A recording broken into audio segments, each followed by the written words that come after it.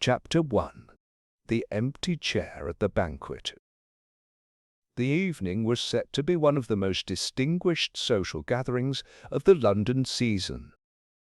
The grand ballroom of the Belvedere Club shimmered under the golden glow of chandeliers, its mirrored walls reflecting the elegance of the assembled guests.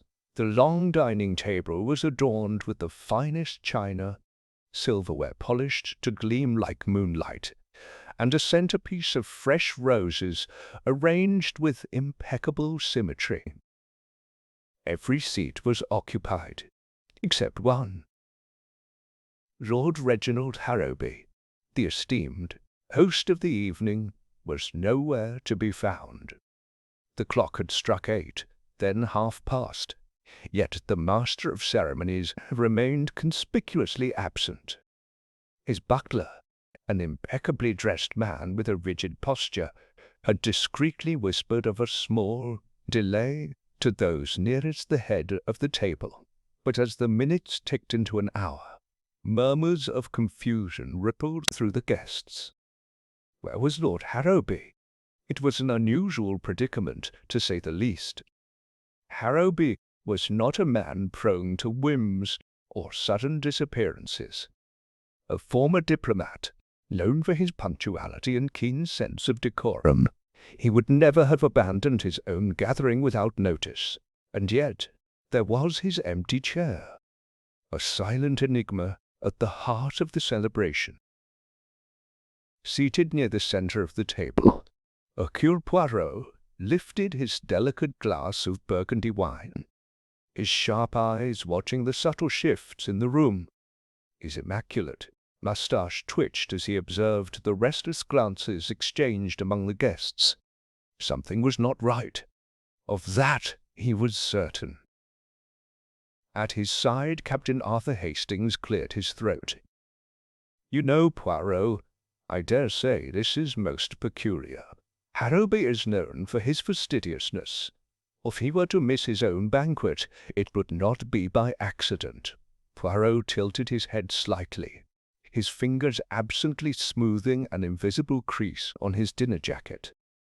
"Precisely, mon ami. Such an absence, it is unnatural. Either our host has been delayed by an urgent matter, or something most untoward has occurred." A stir at the far end of the table interrupted their conversation. The butler, a nervous sheen on his brow, had reappeared. This time he carried a silver tray upon which rested a single envelope. The room fell into a hush as the letter was presented to Lady Evelyn Harobi, Lord Harobi's younger sister. She hesitated for the briefest of moments before breaking the wax seal. Her eyes scanned the note, then widened in horror. "My God!" she gasped. "It's from Reginald. He says he's in grave danger." A collective gasp arose. Hastings sat bolt upright. Poirot placed his glass down with meticulous care. "Grave danger, you say?" Poirot murmured, his voice like a whisper of silk. "Ah, but this is most inconvenient, is it not?" His gaze sharpened. "Tell me, Lady Evelyn, when was this letter delivered?" The butler fidgeted. "It arrived not 5 minutes ago, sir, by a courier who left immediately." Poirot's fingers tapped lightly against the tablecloth. "Bon, then I believe, mes amis, that the time has come to investigate." Chapter 2. The Vanishing of Lord Harobi. Lady Evelyn Harobi's trembling fingers gripped the letter as if the very ink upon it burned her skin. Her pale complexion had drained further, leaving her looking ghostly under the grand chandeliers of the Belvedere Club. The guests leaned forward in anticipation, their murmurs hushed by the sheer weight of the moment. Poirot extended a hand. "If you would permit, Lady Evelyn." She hesitated before placing the letter into his gloved fingers. Poirot unfolded it carefully, smoothing out its creases with meticulous precision. His sharp gaze flitted across the handwritten words, neatly penned yet bearing the unmistakable tremor of distress. "Evelyn, something is terribly wrong. I fear I have stumbled upon a matter most dangerous. I cannot return tonight as planned. Do not wait for me. If anything should happen, trust no one." Reginald. Chills settled over the room. Hastings let out a low whistle. "That doesn't sound like a man who merely lost track of time at his club." Poirot nodded, his moustache twitching as he reread the note. "Non, mon ami. This is the writing of a man who knows he is in peril, but not of what kind." He turned back to Lady Evelyn. "Madam, do you recognize anything unusual in this letter? Something that might indicate where your brother is?" She shook her head. "No, only that this is unlike him. Reginald does not scare easily. A diplomat of his stature?" Hastings mused. "No, I don't suppose he would." Poirot's fingers traced the edges of the letter. "Yet, look here. Do you see the smudging of the ink? The pressure of the pen? This was written hastily, but not in panic. Your brother was thinking clearly, but he had little time." The butler cleared his throat. "I beg your pardon, sir, but what should we do?" Poirot's eyes glinted. "We must begin at the beginning." He turned to Lady Evelyn. "Tell me, madam, when did you last see Lord Harobi?" She exhaled shakily. "Earlier this afternoon at home. He was in fine spirits. He mentioned he had a meeting before the banquet, but he didn't say with whom." Poirot tapped his fingers against the table. "And where is home?" "Harobi House in Mayfair." "Bon. And tell me, did your brother seem uneasy, distracted?" "No. He was his usual self, calm, measured. If anything was troubling him, he gave no sign of it." "Curious," Poirot murmured. "A man does not go from serenity to fear in a matter of hours without cause." Hastings straightened. "Should we alert the authorities?" Poirot shook his head. "No, not yet. First, we must retrace Lord Harobi's steps." He turned to the butler. "You said the letter was delivered by a courier?" "Yes, sir. A young man. He left as soon as he handed it to me." Poirot frowned. "Did he give a name?" "No, sir." "Did he arrive on foot? By car?" "On a bicycle, I believe." Poirot's lips pursed in thought. "Hastings, we must leave at once." Evelyn stood abruptly. "I'm coming with you." Poirot raised a hand. "Madame, I understand your concern, but it would be best if you remained here. If any further messages arrive, they will come to you." She hesitated, then reluctantly nodded. Poirot turned to Hastings. "Come, mon ami. The night is young, and a mystery awaits." Chapter 3. Shadows in the Study. Shadows in the study. The silence within Harobi House had a weight to it, as if the very walls held their breath. Poirot's keen eyes roamed over the disarray in the study, the scattered papers, the upturned chair, the open drawers, but it was the silver cigarette case, marked with the initials RJM, that had truly caught his attention. Hastings hovered beside him, his brow furrowed. "Who do you suppose this RJM is, Poirot? A friend of Harobi's, or an enemy?" Poirot turned the case in his fingers, studying the slight dent on the lid. "Mon ami, consider. If one leaves behind such an item, it is either by accident or design. and I do not believe in coincidences. Hastings glanced toward the door. Should we search the rest of the house? Poirot nodded. Yes, but with caution. As they stepped back into the hallway, the house seemed to groan softly under their weight. Poirot led the way, moving with measured steps. Hastings followed, his nerves on edge. The first door they checked led to a guest bedroom, its heavy curtains drawn. Poirot's gaze swept the room before he nodded for Hastings to move on. The second door opened to a library. Shelves of books loomed around them, their spines lined with gold lettering. A single lamp had been left burning, casting a pool of light over a deep leather armchair. Beside it, a glass of brandy sat untouched. Poirot leaned over, sniffing the liquid. Still fresh, he murmured. Hastings stiffened. You mean someone was here recently? Oui. Poirot straightened. And they left in a hurry. A yet soft creak echoed from beyond the room. Hastings turned sharply, heart pounding. Poirot, however, remained still, listening. Then, with quiet precision, he stepped back into the hall and motioned toward a narrow staircase leading upward. The servants' quarters, Hastings whispered. Poirot nodded. Let us see what secrets they hold. They ascended carefully, the wooden steps groaning beneath them. At the top, a long corridor stretched into darkness.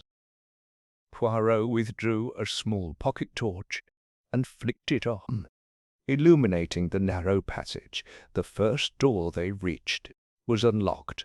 Inside, a small, tidy room lay undisturbed. Poirot's light skimmed over the modest bed, the wooden dresser, the single-framed photograph on the wall. A young woman, her eyes solemn. The housekeeper's room, Hastings murmured. Poirot nodded, but did not linger. They moved on. The next door, however, was different. It was slightly ajar, and as Poirot pushed it open, they were met with a scene of chaos. The bedclothes were rumpled. A chair had been overturned, and on the floor, beside a half-packed suitcase, was a single black leather glove. Hastings exhaled. Someone was leaving in a hurry. Poirot bent to examine the glove. Indeed, and yet they did not finish. He turned toward the wardrobe, stepping lightly as he approached. With a swift movement, he threw it open. Nothing. Hastings let out a breath. For a moment, I thought. Poirot held up a hand. Wait. He knelt, reaching towards the floor of the wardrobe. There, barely visible in the dim light, was the imprint of a boot, a smudge of dust displaced by hurried movement. Poirot touched it lightly. Someone stood here recently. Hastings swallowed. Then where are they now? If in answer, a sudden noise echoed through the house, a sharp thud, followed by the unmistakable sound of breaking glass. Both men tensed.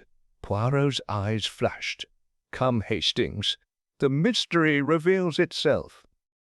They hurried back down the stairs, their steps quick but controlled. As they reached the study once more, the source of the noise became evident. The window had been shattered, its shards glittering on the floor, and beyond, in the dim glow of the street lamps, a figure was fleeing into the night. Good heavens! Hastings cried. They were here the whole time. Poirot did not hesitate. He surged forward, flinging open the door. Quickly, mon ami. We must not lose them. Hastings followed as Poirot stepped onto the damp cobblestone street. The shadowed figure was already halfway down the road, their dark coat billowing behind them. Poirot's sharp gaze locked onto them. They are heading toward the park. With a burst of energy, the two men pursued, their breaths coming in sharp puffs against the night air. The figure ahead moved swiftly, darting past gas lamps and disappearing briefly into an alleyway. Poirot quickened his pace. They know the city well, but so do we. They cut through a side street, emerging ahead of their quarry near the entrance to Hyde Park. The figure faltered, realizing the trap too late. Poirot took a step forward. You will find, monsieur or madame, that running is quite unnecessary. The figure hesitated, their breath ragged. Then slowly they turned. The lamplight revealed a young man, perhaps in his late 20s, his dark hair disheveled, his face streaked with sweat. His eyes darted between Poirot and Hastings, calculating his odds. Hastings took a firm step forward. Who are you? And what were you doing in Harobi House? The man hesitated, then exhaled sharply. Poirot raised a hand. Wait. His eyes narrowed. Your name, monsieur? The young man swallowed hard. Richard Mortimer. Hastings exchanged a glance with Poirot. RJM. Poirot nodded. Indeed. Mortimer shifted uneasily. Look, I don't know what you think I was doing, but I wasn't trying to steal anything. Poirot's gaze remained steady. Then perhaps you would enlighten us as to why you were searching Lord Harobi's study in the dead of night. Mortimer ran a hand through his hair. It's complicated. Poirot said softly, but I am very good at untangling complications. The young man hesitated, then sighed. All right, but not here. If you want to hear the truth, we should talk somewhere less exposed. Poirot exchanged a glance with Hastings, then nodded. Very well, monsieur. Let us return to Harobi House. Mortimer's shoulders slumped, resigned. He turned and followed them back toward the mansion. Hastings leaned in to Poirot as they walked. Do you think he's telling the truth? Poirot's lips curled into a small smile. Ah, mon ami, the truth is a curious thing. It often hides in the most unexpected places. As they stepped back into the house, the mystery of Lord Harobi's disappearance deepened, and in the flickering candlelight of Harobi House, shadows whispered secrets yet to be revealed. Chapter 4. The Secrets of Harobi House. Hercule Poirot sat in the grand yet eerily silent drawing-room of Harobi House, the stately manor where the enigmatic disappearance of Lord Richard Winstanley had unfolded.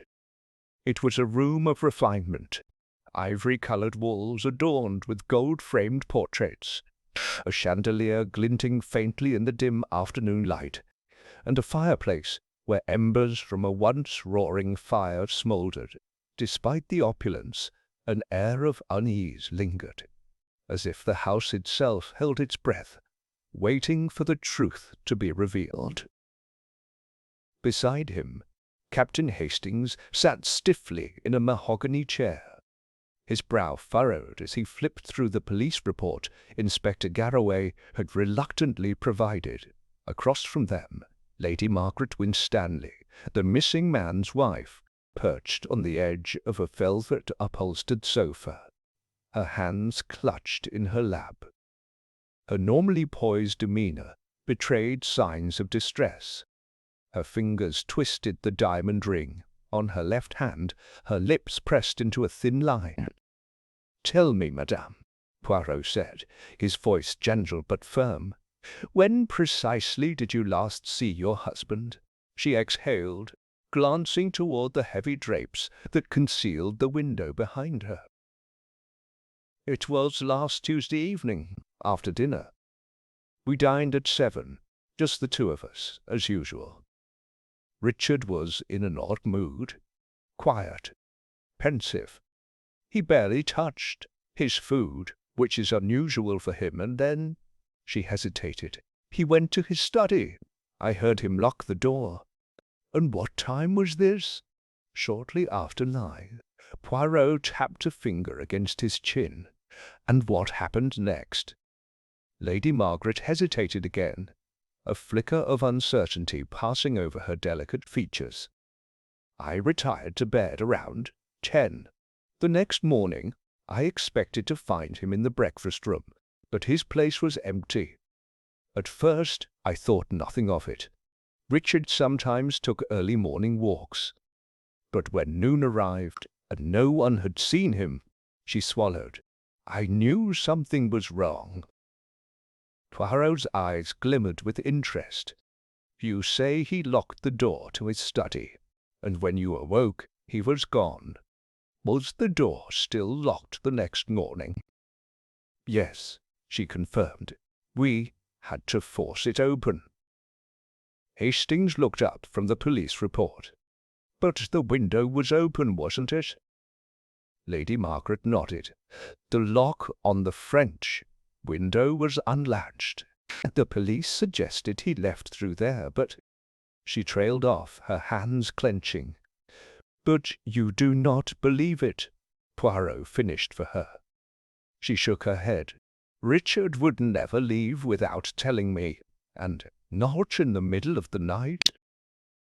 Poirot's gaze flickered toward the grand staircase, visible through the open archway of the drawing-room. Was there anything missing from his study? "No," she said. "Everything was in its place. His books, his papers, even his walking cane. It was as if he had vanished into thin air." Hastings frowned. "That's peculiar, Poirot. If he planned to leave, wouldn't he have taken something with him?" "Just so, Hastings," Poirot murmured. "And yet he did not." He turned back to Lady Margaret. "Tell me, madame, did Lord Winstanley receive any visitors that evening?" She hesitated. "No, not that I know of." Poirot's gaze sharpened. "Not that you know of. Madame, it is of the utmost importance that you be precise." She bit her lip. "There was a phone call. Richard took it in his study. I couldn't hear what was said, but he seemed troubled afterward." Poirot exchanged a glance with Hastings. "And did you recognize the voice on the other end?" "No. He did not say who it was." Poirot steepled his fingers. "Très intéressant. A mysterious phone call, a locked room, a vanished man. Ah, mon cher Hastings, it is like a puzzle with missing pieces." At that moment, Inspector Garraway entered the room, his heavy boots thudding against the polished floor.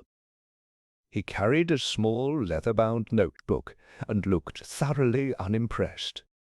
"You've been busy, Poirot," he remarked dryly. "I hope you're not filling Lady Winstanley's head with nonsense." Poirot merely smiled. "Ah, mon ami, I merely seek the truth." Garraway snorted. "Well, while you're at it, perhaps you can explain why Lord Winstanley's valet, Henry Wilkes, was seen sneaking out of the house the very night his master disappeared." Lady Margaret's head snapped up. "Henry? That's absurd. He's been in our employ for years." "Oh, I don't doubt his loyalty," Garraway said.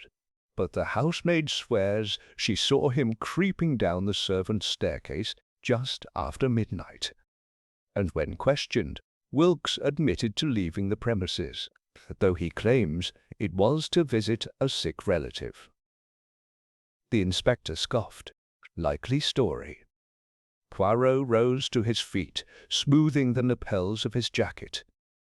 Perhaps it is true, perhaps it is not.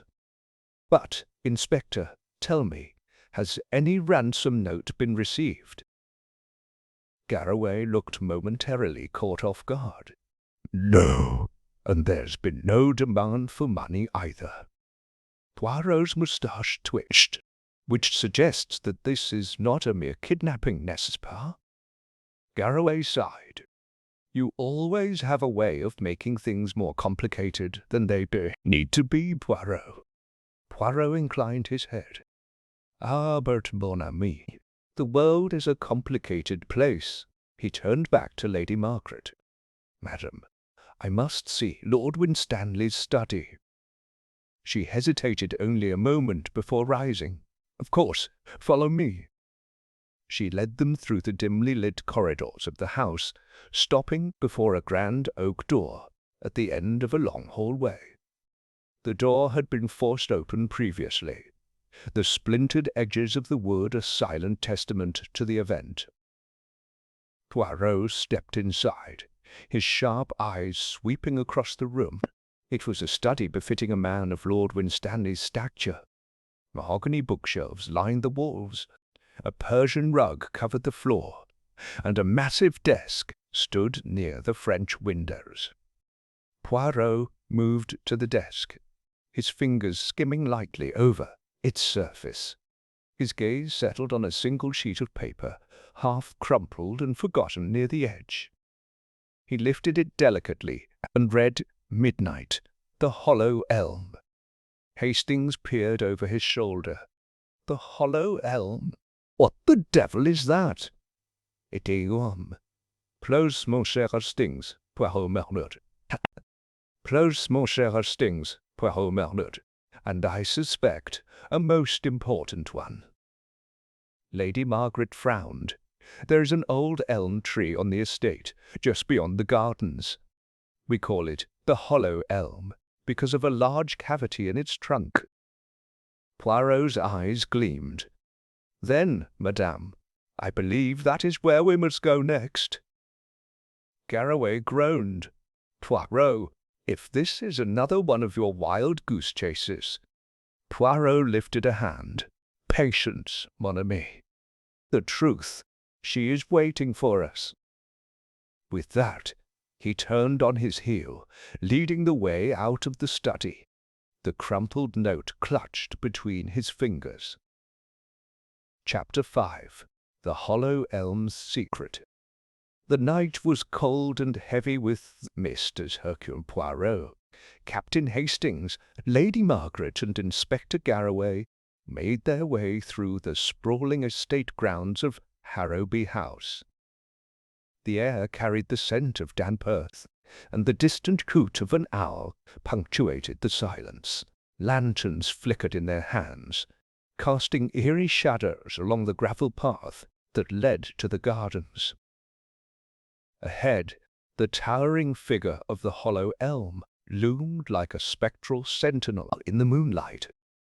Its gnarled branches twisted in every direction, and at its base a large cavity yawned like an open wound.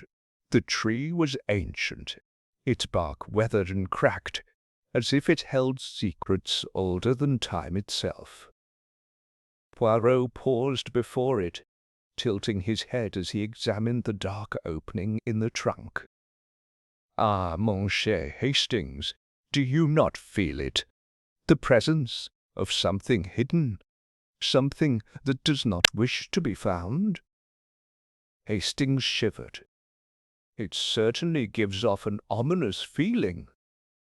Lady Margaret clutched her shawl tighter around her shoulders. Richard and I used to play near this tree as children, she murmured, but he always said it felt haunted. Haunted, Garraway scoffed. More like a perfect hiding place. Ignoring the inspector's skepticism, Poirot crouched down, holding his lantern up to the hollow. The light illuminated the rough interior of the cavity, revealing nothing but fallen leaves and a few scattered twigs. Poirot's moustache twitched. There is something here, something disturbed. He reached in carefully, brushing aside the debris. His fingers met something solid, a rough fabric. With a gentle pull, he extracted a small wrapped bundle. Hastings peered over his shoulder. Good heavens, what is it? Poirot unwrapped the cloth, revealing a collection of items. A gold signet ring, a silver cigarette case, and a folded piece of paper. Lady Margaret gasped. That's Richard's ring, and his cigarette case. He never went anywhere without them. Poirot unfolded the paper, his sharp eyes scanning its contents. The writing was hurried, almost frantic. Meet me at midnight. The Hollow Elm. Urgent. Trust no one. Harobi. A heavy silence followed. Hastings exhaled. So he was here. But where did he go after? Poirot traced a finger over the initials. W. Richard Winstanley. He arranged a meeting. But with whom? Garraway grumbled. If he was meeting someone here, they either took him or he left willingly. Poirot's gaze swept the ground near the tree, searching for disturbances in the earth. He stepped lightly, moving with careful precision. After a moment, he knelt, brushing his fingers against the damp soil. There are footprints here, he murmured. 2 sets. One belongs to Lord Winstanley. The other is heavier, deeper. A man's? Hastings asked. Poirot nodded. A taller, heavier man. And look, his prints do not return. He arrived, but he did not leave. Lady Margaret's hand trembled. What are you saying, Monsieur Poirot? Poirot straightened. I am saying, madam, that your husband did not vanish into thin air. He was taken. Anew laid back inside Harobi House, the group reconvened in the drawing-room. The fire crackled in the hearth, casting long shadows on the polished wood floor. Poirot sat with the recovered objects laid out before him, deep in thought. Inspector Garraway paced. We've got 2 possibilities. Either Winstanley staged his disappearance, or someone forced him to leave. Lady Margaret shook her head vehemently. Richard would never abandon me like this. Poirot tapped his fingers together. And yet, madame, there is another possibility. What if Lord Winstanley discovered something? Something dangerous? Hastings frowned. Such as? Poirot's eyes gleamed. A secret. One worth vanishing for. At that moment, a sharp knock at the door interrupted them. A footman entered, looking somewhat flustered. Pardon me, my lady. There is a visitor. Lady Margaret exchanged a puzzled glance with Poirot. At this hour? A gentleman. He says he has information about Lord Winstanley. Poirot stood immediately. Then we must not keep him waiting. A cryptic visitor. The visitor was a wiry man in his late 40s, dressed in a dark coat with the collar turned up against the cold. His eyes darted nervously around the room as he stood just inside the threshold. Who are you? Garraway demanded. The man swallowed. Name's Ezra Wilkes. Hastings stiffened. Wilkes? You're Henry Wilkes's brother. The man nodded. Yes, I think Henry's in trouble, and if you don't find Lord Winstanley soon, he might be too. Poirot stepped forward. What do you mean, monsieur? Ezra hesitated, glancing over his shoulder as if expecting someone to be lurking in the shadows. Then he leaned in and whispered, "Henry knew something about Lord Winstanley's disappearance. That's why he ran." Lady Margaret's face paled. "Ran?" Ezra nodded. "He didn't just leave the house that night. He left London entirely." Garraway crossed his arms. "And why should we believe you?" Ezra reached into his coat and pulled out a crumpled envelope. "Because he left me this." Poirot took the letter carefully, unfolding it. The handwriting was rushed, the ink slightly smudged. "Ezra, if anything happens to me, tell them to look at Harobi House. The answers are there. I can't say more. It's not safe." Poirot's fingers tightened around the paper. Ah, now the picture becomes clearer. Hastings was bewildered. "But what does it mean?" Poirot looked up, his expression grave. "It means that Lord Winstanley's disappearance was no accident. It was a plan, and someone inside this house knows exactly what happened." Secrets within the manor. Midnight approached. Poirot insisted on inspecting Lord Winstanley's study once more. He moved with deliberate care, his sharp gaze sweeping over every surface, every detail. And then he noticed it. Something small, something that had been overlooked before.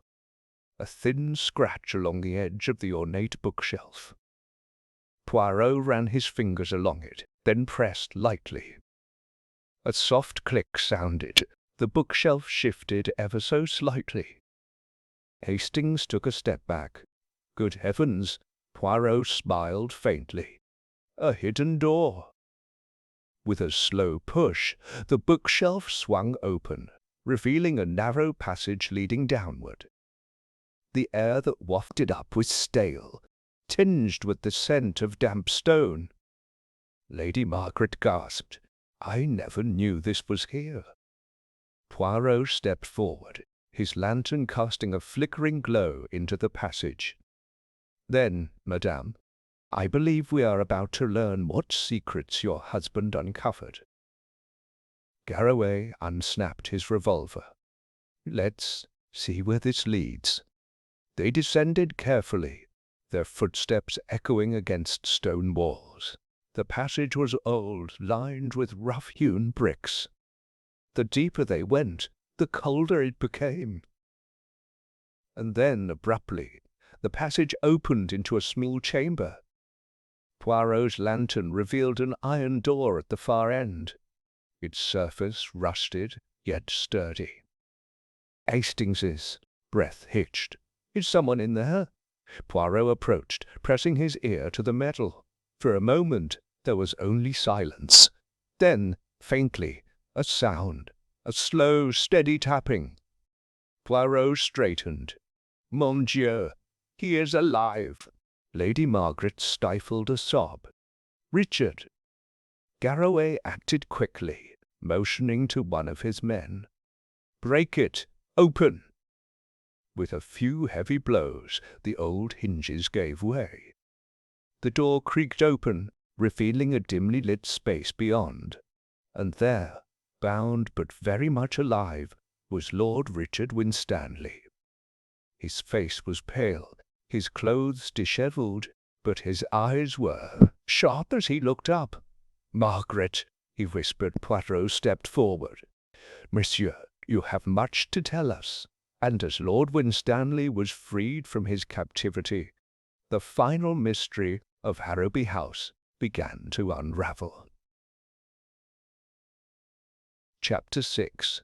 Shadows beneath Harobi House. The heavy iron door groaned as it swung open, revealing the dimly lit chamber where Lord Richard Winstanley had been held captive. His face was gaunt, his clothes torn and dusted with grime, but his sharp blue eyes still held fire as he looked up. "Margaret?" His voice was hoarse, barely above a whisper. Lady Margaret rushed forward, tears welling in her eyes. "Richard!" She knelt beside him, gently cradling his face in her hands. "Thank God you're alive." Poirot observed him closely. "Monsieur, do not strain yourself. You have been through quite an ordeal." Garraway's men helped Winstanley to his feet, untying the ropes that had bound his wrists. He winced as circulation returned to his hands, but his expression hardened. "I knew someone would come looking," he muttered, "but I feared it might be too late." Poirot folded his arms. "Tell us everything, Lord Winstanley. Who did this to you?" Winstanley exhaled shakily. "I don't know exactly who gave the order, but I have my suspicions." Garraway scowled. "Let's start from the beginning. What happened the night you disappeared?" Winstanley closed his eyes for a moment, as if piecing together his fragmented memories. "It started with a letter, an anonymous note left on my study desk. It said I was in danger, that if I wanted to uncover the truth, I should go to the Hollow Elm at midnight." Hastings tensed. "The same letter we found in the tree." Winstanley nodded. "I thought it was some ridiculous prank, but curiosity got the better of me. I went, thinking I'd meet the sender, but instead I found two men waiting for me. Before I could react, they overpowered me." Lady Margaret gasped. "Did you recognize them?" "No," Winstanley admitted. "They wore masks, but I remember their accents. Londoners, both of them." Poirot steepled his fingers. "And they brought you here?" "Yes. They dragged me through a hidden passage deeper beneath the house than I even knew existed. I tried to fight back, but they were too strong." Hastings shook his head. "But why? What could they have wanted?" Winstanley's jaw tightened. "Because I found something. A secret someone wanted buried." Poirot leaned in. "Tell me, monsieur, what did you find?" Winstanley hesitated, glancing toward the darkened corners of the chamber, as if fearing unseen ears. Then, in a hushed voice, he said, "Evidence, proof of corruption. The truth in the hidden archives." The tension in the air was palpable, as Poirot and the others helped Winstanley upstairs. The hidden passageway had led them back into Harobi House, emerging behind a long-forgotten bookshelf in the east wing. Inside the drawing-room, Lord Winstanley sipped brandy to steady himself, his fingers still trembling. "Before I disappeared, I had been looking into certain financial irregularities in my family's estate. My father left behind ledgers, but some accounts didn't add up. Money was being siphoned away." Garraway's eyes narrowed. "And you believe this was the reason for your kidnapping?" Winstanley nodded. "I had just discovered a series of payments, large sums disappearing into unknown hands. I traced them back to a name." Hastings leaned forward. "Whose name?" Winstanley exhaled. "Henry Wilkes." A stunned silence followed. Poirot's moustache twitched. "Ah, Monsieur Wilkes, the missing servant." Garraway swore under his breath. So Wilkes wasn't just a runaway. He was involved in something deeper. Winstanley rubbed his temple. "I believe Wilkes was blackmailing someone in this house, and when I got too close to the truth, they made sure I disappeared." Poirot's expression was unreadable, which means, monsieur, that your enemies are not mere criminals. They are here, inside Harobi House. Lady Margaret shivered. "You mean one of us?" Poirot nodded gravely. "I fear so, madam." A game of shadows. The house felt different now, charged with unseen tension. Poirot could feel the weight of secrets pressing against the walls of Harobi House. Somewhere within these grand corridors lurked the mastermind who had orchestrated Winstanley's disappearance. Poirot turned to Winstanley. "Monsieur, where are these ledgers you spoke of?" "Monsieur, where are these ledgers you spoke of?" Winstanley hesitated. "In my study, hidden in the false panel of my desk." Garraway's face darkened. "Then we'd best retrieve them before someone else does." With Poirot leading the way, they made their way to the study. Winstanley moved stiffly, his body still weak from confinement, but his determination did not waver. He crossed the room, feeling along the underside of his desk until he found the hidden latch. A faint click sounded. A panel slid open, revealing a stack of aged ledgers and a small bundle of letters tied together with string. Poirot took the bundle carefully, untying the string. His sharp eyes scanned the pages. Then he exhaled softly. "Mon Dieu!" Hastings leaned over. "What is it?" Poirot held up a single sheet. "A contract signed between Henry Wilkes and an unknown party. A sum of £20,000 exchanged for silence and continued cooperation." Garraway took the document, scanning it. "This proves Wilkes was being paid off. But by whom?" Poirot traced a finger along the bottom of the page. "There is no signature, only the initials M.C. Lady Margaret frowned. "M.C. That doesn't match anyone in this house." Poirot was silent for a long moment. Then, suddenly, he turned to Garraway. "Inspector, I believe we must move quickly. Wilkes is in danger. He holds the final key to this mystery." Hastings's brow furrowed. "But we don't even know where he is." Poirot's gaze sharpened. "Oh, but we do.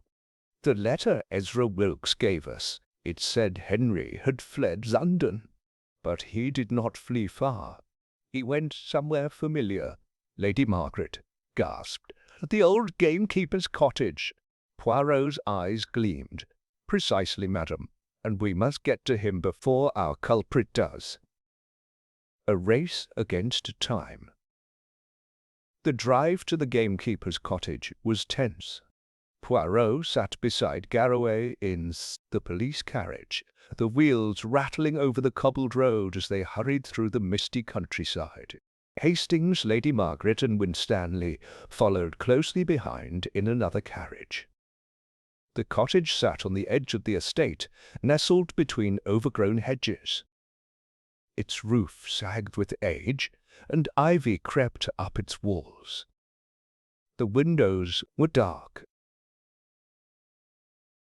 Poirot stepped out first. "He is here." Garraway drew his revolver. "Be careful." The inspector pushed the door open cautiously. The air inside was stale, filled with the scent of damp wood and unwashed clothes. Then a faint rustling. "Wilkes!" Hastings called. A figure lurched forward from the shadows, stumbling into the light. Henry Wilkes. His clothes were torn, his face gaunt with fear. His hands trembled as he looked at them, wide-eyed. "They're coming," he rasped. "They know I talked." Poirot stepped forward. "Who, monsieur?" Wilkes shook his head. "M.C. I didn't know at first, but I figured it out. A sound outside, a twig snapping." Garraway tensed. "We're not alone!" Suddenly, the night exploded with movement. A dark figure rushed toward the doorway, a gun gleaming in the moonlight.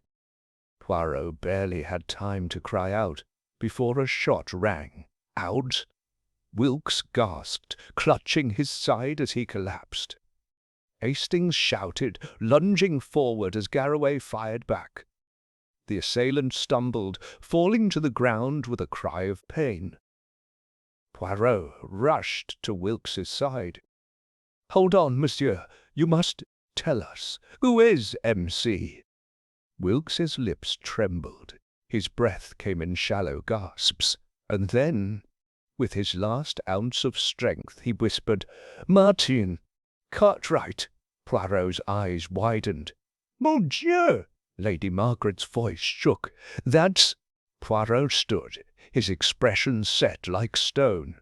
"The estate lawyer. The man who controlled all the family's financial dealings." Garraway cursed. "Then we have our mastermind." Poirot nodded. "Yes, and now we finish this." Chapter 7. The web tightens, the revelation hung in the air like a thunderclap.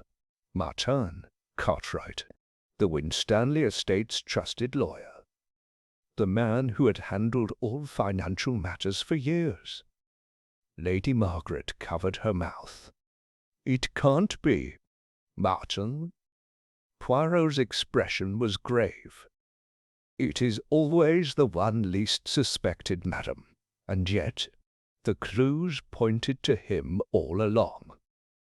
Garraway swore under his breath. "We need to move. If Wilkes figured it out, then Cartwright might already know we're onto him." Hastings, still crouched beside Henry Wilkes's limp body, clenched his fists. The bastard killed him, shot him in cold blood just to keep his secret. Poirot placed a hand on Hastings's shoulder. "There is no justice in anger, mon ami, only in action." He turned sharply to Garraway. "Inspector, you must arrest Cartwright before he disappears." Garraway nodded. "He won't get far." He signaled to his men. "Get back to Harobi House. If Cartwright's still there, I want him in cuffs." The night was thick with fog as they sped back towards the grand estate. Poirot sat deep in thought, his fingers steepled beneath his chin. The pieces were falling into place now, but one final question remained. Who else was involved? Because Cartwright had not acted alone. Confrontation at Harobi House. The grand hall of Harobi House was eerily quiet when they arrived. A few oil lamps flickered, casting long shadows against the panelled walls. The air felt charged with tension. As the group stepped inside, a voice called out, Inspector Garraway." From the top of the staircase, Martin Cartwright stood, his face a mask of cold amusement. He was dressed in his usual tailored suit, his greying hair neatly combed, but there was a shift in his demeanour, a predator's confidence. "I was wondering when you'd come knocking." Lady Margaret's voice wavered. "Martin, tell me it isn't true." Cartwright's smile was almost pitying. "Ah, my dear Lady Margaret, still so naive." Garraway stepped forward, gun drawn. "Martin Cartwright, you're under arrest for conspiracy, financial fraud, and the murder of Henry Wilkes." Cartwright's expression didn't change. "You have no proof." Poirot lifted a single piece of paper from his pocket. "Au contraire, monsieur. This document, found among Winstanley's hidden ledgers, shows your payments to Wilkes. It is signed with your initials, M.C. Cartwright's fingers curled into fists. Lady Margaret's voice trembled. "Why, Martin? Why, Martin? Why betray us?" Cartwright sighed, rubbing his temples. "Because I had no choice." His voice turned hard. "Your husband was digging into things that should have stayed buried. The Winstanley estate, your precious inheritance, was built on fraud. Your father-in-law, Lord Edmund Winstanley, falsified records for years. Money that should have gone to the workers, the land, even the crown. He stole it all. Winstanley's eyes narrowed. And you kept it going? Cartwright's lips curled. Of course I did. Because if I didn't, we all would have fallen. Your family's wealth, your reputation, everything was built on deception. I simply ensured that deception remained profitable. Poirot tilted his head. But Wilkes knew. Cartwright exhaled. Yes. The fool discovered discrepancies in the books. Thought he could blackmail me. I paid him to stay silent, but then... He glanced at Winstanley. Then you started asking questions too. Garraway's voice was ice. So you had him kidnapped. Cartwright smirked. That was not my idea. Poirot's gaze sharpened. Ah, and now we arrive at the heart of the matter. Lady Margaret swallowed. There's someone else. Cartwright chuckled. Oh, yes, someone far more ruthless than I. Someone who has been watching this entire game unfold from the shadows. A slow creak sounded behind them, footsteps, and then a voice, smooth and controlled. Very perceptive, Mr. Poirot. From the dim corridor, a figure stepped forward.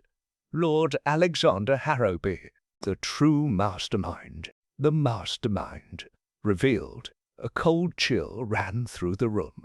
Lord Alexander Harobi, the estate's distant cousin, the man who had welcomed them all with charm and hospitality, now stood before them with an air of quiet menace. Lady Margaret's voice was barely above a whisper. Alexander. Hastings tensed. So it was you. Alexander chuckled. Well, well. And here I thought I'd hidden my tracks so well. His gaze flickered to Cartwright. It's a pity, really. I expected you to be more competent. Cartwright's face twisted. You betrayed me.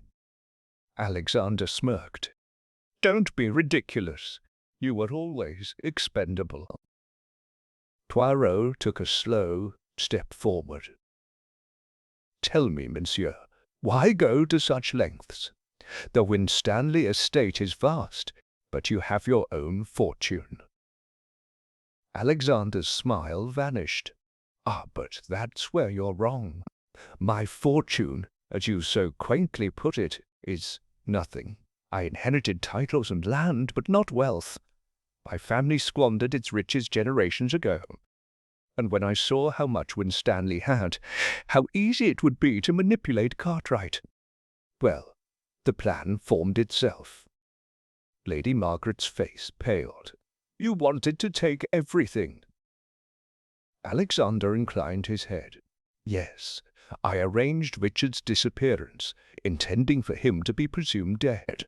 That way, the estate's legal control would fall to me as the next of kin. Unfortunately, dear Richard was more resilient than I anticipated. Poirot clasped his hands behind his back. And Wilkes?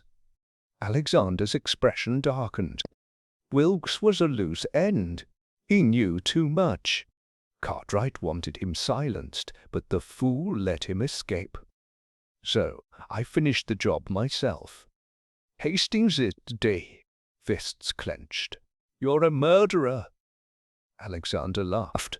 Oh, spare me the moralizing. Do you think your justice will change anything? The powerful always find a way to rise again. Poirot's voice was steel. Perhaps, but you will not. Garraway's men moved in, surrounding him. Alexander sighed. I suppose this is the part where I'm dragged away in chains. But then he moved. A flash of silver, a hidden blade. He lunged toward Poirot. Bang! A single gunshot echoed through the hall. Alexander stumbled. clutching his side. His eyes widened in shock as he crumpled to the floor. Lady Margaret gasped. "Who?" All eyes turned to Richard Winstanley. He held the smoking pistol in a steady grip, his face grim. Alexander coughed, blood staining his lips. His smirk remained, even in his final moments. "Checkmate, old friend." And with that, he breathed his last. Epilogue. The dawn of justice. The morning sun cast golden light over Harobi House. The storm had passed. Cartwright had been taken into custody. With his testimony, the full extent of the financial corruption would come to light. Lord Winstanley, though weary, vowed to restore the estate's honour. Lady Margaret stood beside Poirot. "Thank you," she said softly, "for everything." Poirot adjusted his cuffs. "Justice, madam, is its own reward." Hastings grinned. "And I suppose this means we can finally rest." Poirot chuckled. "Ah, mon ami, the work of Hercule Poirot is never truly done."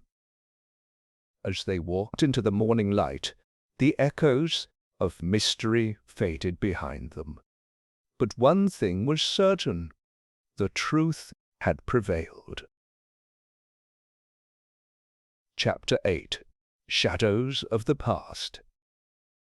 The sun rose over Harobi House, casting golden light across its stone facade. The storm had passed, yet the air remained thick with unease. Alexander Harobi's body had been removed. His crimes were now exposed, and Martin Cartwright was in police custody. The estate, once filled with dissection and hidden agendas, now stood at the edge of a long overdue reckoning. Hercule Poirot sipped his morning tea, seated in the grand drawing-room, his thoughts deep in contemplation. Despite the resolution of Alexander's treachery, something gnawed at him, a single lingering doubt. Hastings paced the room, hands in his pockets. "I must say, Poirot, I never expected Lord Alexander to be the mastermind behind it all. But I suppose it all fits now, doesn't it?" Poirot hummed in thought. "Oui, mon ami. And yet one must always question whether every piece of the puzzle has truly fallen into place." Lady Margaret entered, her expression weary yet composed. "Inspector Garraway has taken Cartwright into custody. Richard is speaking with him now, ensuring the estate's finances are properly examined. But I can't shake the feeling that something still isn't right." Poirot met her gaze. "You have the instincts of a true detective, madam, because I too believe there is one last secret yet to be uncovered." Hastings frowned. But surely Alexander was the one behind everything. Poirot shook his head. "No, Hastings. Alexander was powerful, yes, but he was also arrogant. His plan was reckless, dependent on deception and misdirection. And most importantly, he only entered the picture after the conspiracy had already begun." Lady Margaret stiffened. "What are you saying, Mr. Poirot?" Poirot set down his tea. "I am saying, madam, that someone else set the events in motion before Alexander Harobi ever seized the opportunity, and that someone is still in this house." A heavy silence fell over the room. Hastings's brows furrowed. "But if Alexander wasn't the true mastermind, then who?" Poirot's eyes gleamed. "That, mon ami, is the question we must answer before this day ends." A discovery in the library. Poirot insisted they begin their search in Lord Winstanley's private library, the very room where his suspicions had first taken root. Upon entering, the scent of old parchment and polished Wood filled the air. Towering bookshelves lined the walls, and a grand mahogany desk sat in the centre, stacked with documents. Poirot's sharp gaze moved across the room, scanning the books, the papers, the smallest details. Lady Margaret stood at the doorway, hesitant. "This room belonged to my husband. I haven't set foot in it since his disappearance." Poirot nodded. "And yet, madame, I believe it is here that the final truth lies waiting." Moving with careful precision, Poirot approached the desk, sifting through the records. "Tell me, Lady Margaret, were there any personal letters Lord Winstanley received before his disappearance? Anything unusual?" She furrowed her brow. "He did receive a letter, a rather odd one, actually. It arrived just days before he vanished." Poirot straightened. "Do you still have it?" Lady Margaret hesitated, then walked to a small drawer at the back of the room. She unlocked it and retrieved a sealed envelope. The parchment yellowed with age. Poirot took it carefully. "May I?" She nodded. Opening the letter, Poirot's sharp eyes flickered over the handwritten words. "My Lord Winstanley, there are matters of great concern regarding the estate's affairs. The truth must come to light. But be warned, there are those who would prefer it stay buried. Should you seek answers, meet me at the old chapel, midnight on the 15th. Come alone." A friend Hastings exhaled. "So, this is it. Someone tried to warn him." Poirot tacked the letter. "Yes, mon ami. But the question remains, who wrote it?" Lady Margaret's hands trembled. "My husband never mentioned this to me. But the old chapel, that was where Richard Winstanley was last seen before his disappearance." Poirot's expression turned grave. "Then, madame, I suggest we visit the chapel, for I believe that is where we will find our final clue." The secrets beneath the chapel. The old chapel stood on the far edge of the estate, its once grand structure now reduced to crumbling stone and overgrown vines. The air was cold as Poirot, Hastings, and Lady Margaret stepped inside, their footsteps echoing through the empty space. Hastings shivered. "Rather eerie, isn't it?" Poirot ignored him, eyes scanning the walls, the altar, the rotting wooden pews. Then, suddenly, he stopped. "Ah!" Poirot pointed to a small iron ring embedded in the stone floor beneath the altar. "Hastings, if you please." Hastings stepped forward, grasped the ring, and pulled. With a loud creak, a hidden trapdoor swung open. Lady Margaret gasped. "I never knew this was here." Poirot's voice was steady. "Because, madame, it was never meant to be found. Beneath the trapdoor, a dark passage led down into the earth." Hastings swallowed. "Well, this is terribly ominous." Poirot took a lantern from the wall. "Let us proceed with caution, mes amis." They descended into the passage, the air growing damp and musty. The narrow corridor led them to a small underground chamber, and what they found within sent chills down their spines. In the center of the chamber stood an old wooden chest.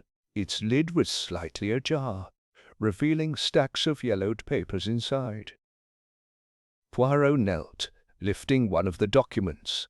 His eyes scanned the contents, then widened in understanding. "Mon Dieu!" Hastings leaned over. "What is it?" Poirot turned the paper toward them. It was an original deed to the Winstanley estate, signed by Lord Edmund Winstanley over a century ago. but scrawled across the document in fresh ink were words that sent a chill through the room. The truth must be hidden. Destroy everything. Lady Margaret's breath caught. This handwriting. Poirot nodded gravely. Yes, madame. You recognize it, do you not? She took the paper, her face draining of colour. It's my husband's handwriting. Hastings froze. Wait, you mean Lord Winstanley knew all along? Poirot's voice was quiet. Oui, mon ami. He discovered the truth long before we did, and someone wanted him silenced before he could expose it. A single sharp sound echoed from the tunnel behind them. Footsteps. Hastings tensed. We're not alone. Poirot turned, his voice calm but firm. Step forward, monsieur. The game is over. A figure emerged from the darkness. Richard Winstanley. His face was shadowed, his expression unreadable.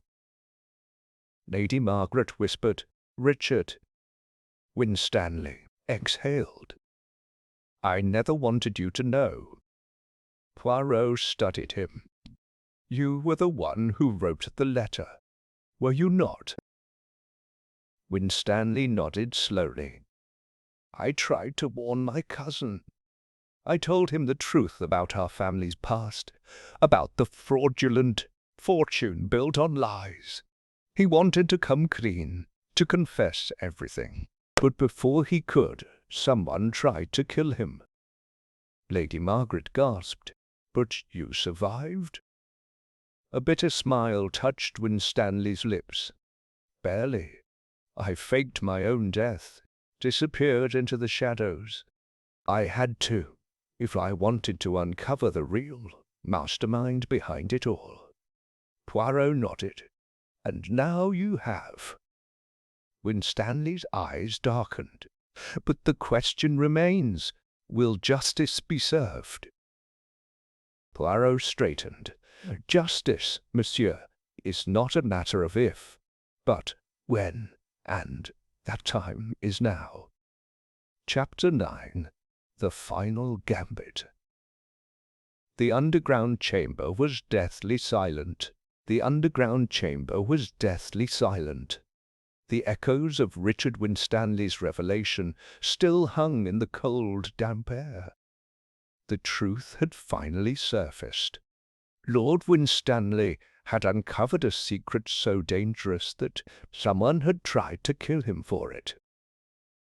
Poirot studied Winstanley's face, his keen eyes narrowing. You say you faked your death to uncover the true culprit, monsieur. And yet, even now, you do not name them. Richard Winstanley exhaled. Because I wanted proof. I couldn't return without something that would make them pay for what they did. He gestured to the documents, inside the chest. This is that proof. Lady Margaret's hands trembled as she picked up one of the aged papers. But what does it all mean? What was my husband so desperate to keep hidden? Poirot took the document from her gently, his sharp gaze flickering over the text. Ah, so this is the heart of it all. Hastings leaned in. What does it say, Poirot? Poirot read aloud.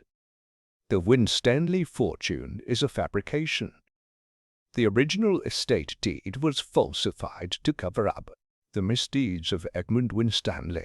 The wealth was stolen, the land unlawfully claimed. If the truth is discovered, the entire estate could be forfeited.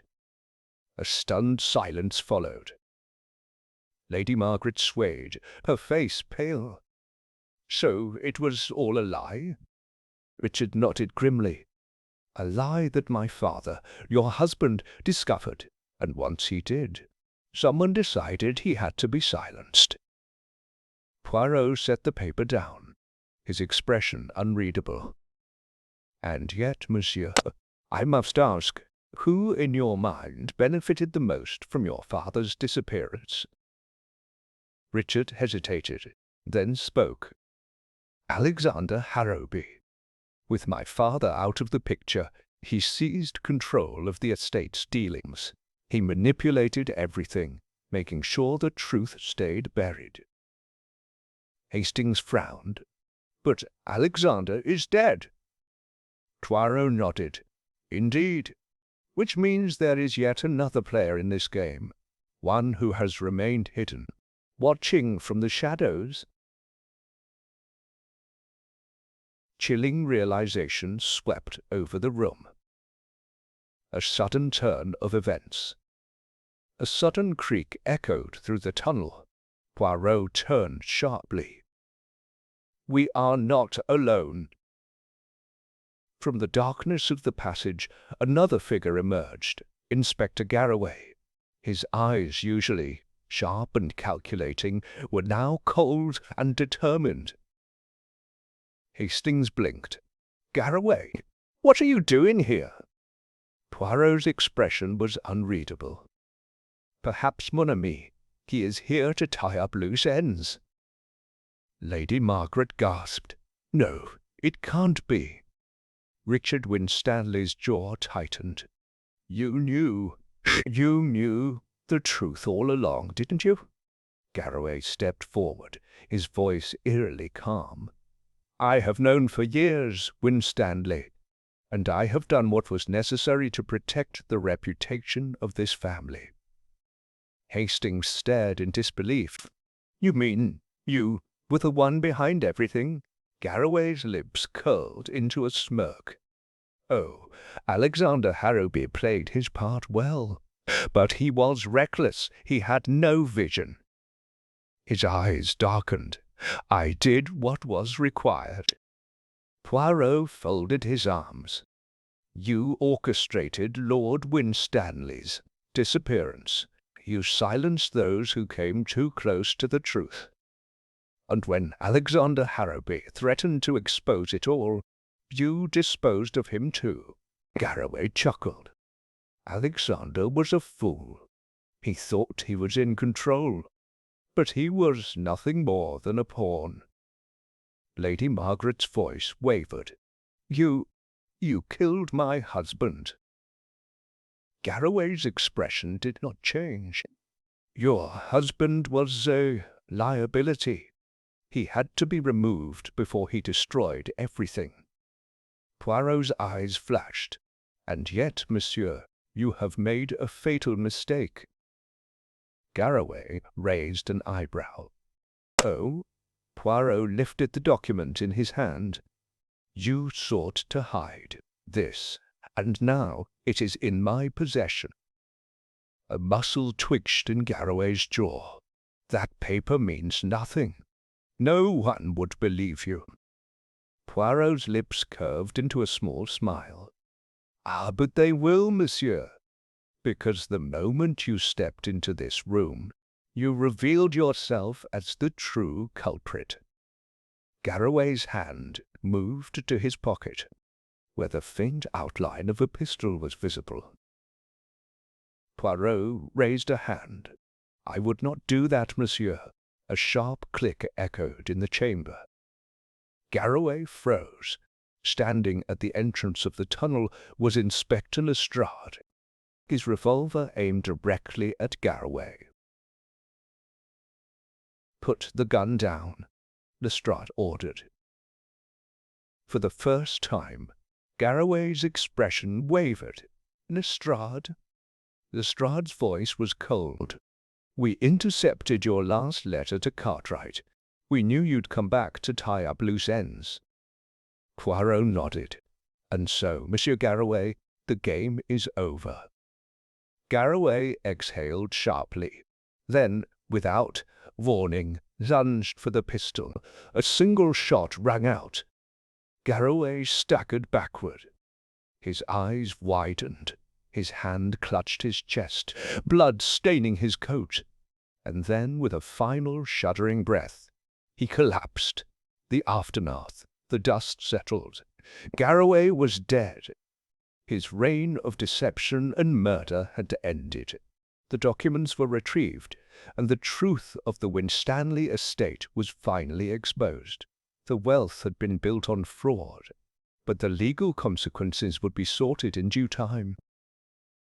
Richard Winstanley stood at the entrance of the chapel, the morning sun casting long shadows across his face. So, it's finally over. Poirot adjusted his cuffs. Oui, monsieur. The past cannot be undone, but now, at last, justice has been served. Lady Margaret wiped a tear from her cheek. I never thought I'd see this day. Hastings clapped a hand on Richard's shoulder. What will you do now? Richard took a deep breath. Start over. Rebuild, not just the estate, but my family's name. Poirot nodded approvingly. A most noble decision, monsieur. Lestrade approached them, tucking his revolver back into its holster. Well, Poirot, I must say, you never fail to impress. Poirot smiled. It is merely a matter of order and method, my dear Inspector. Hastings chuckled. You say that as if it was simple. Poirot twirled his moustache. Ah, but simplicity is the greatest sophistication, mon ami. Lestrade exhaled, surveying the scene. This case will be talked about for years to come.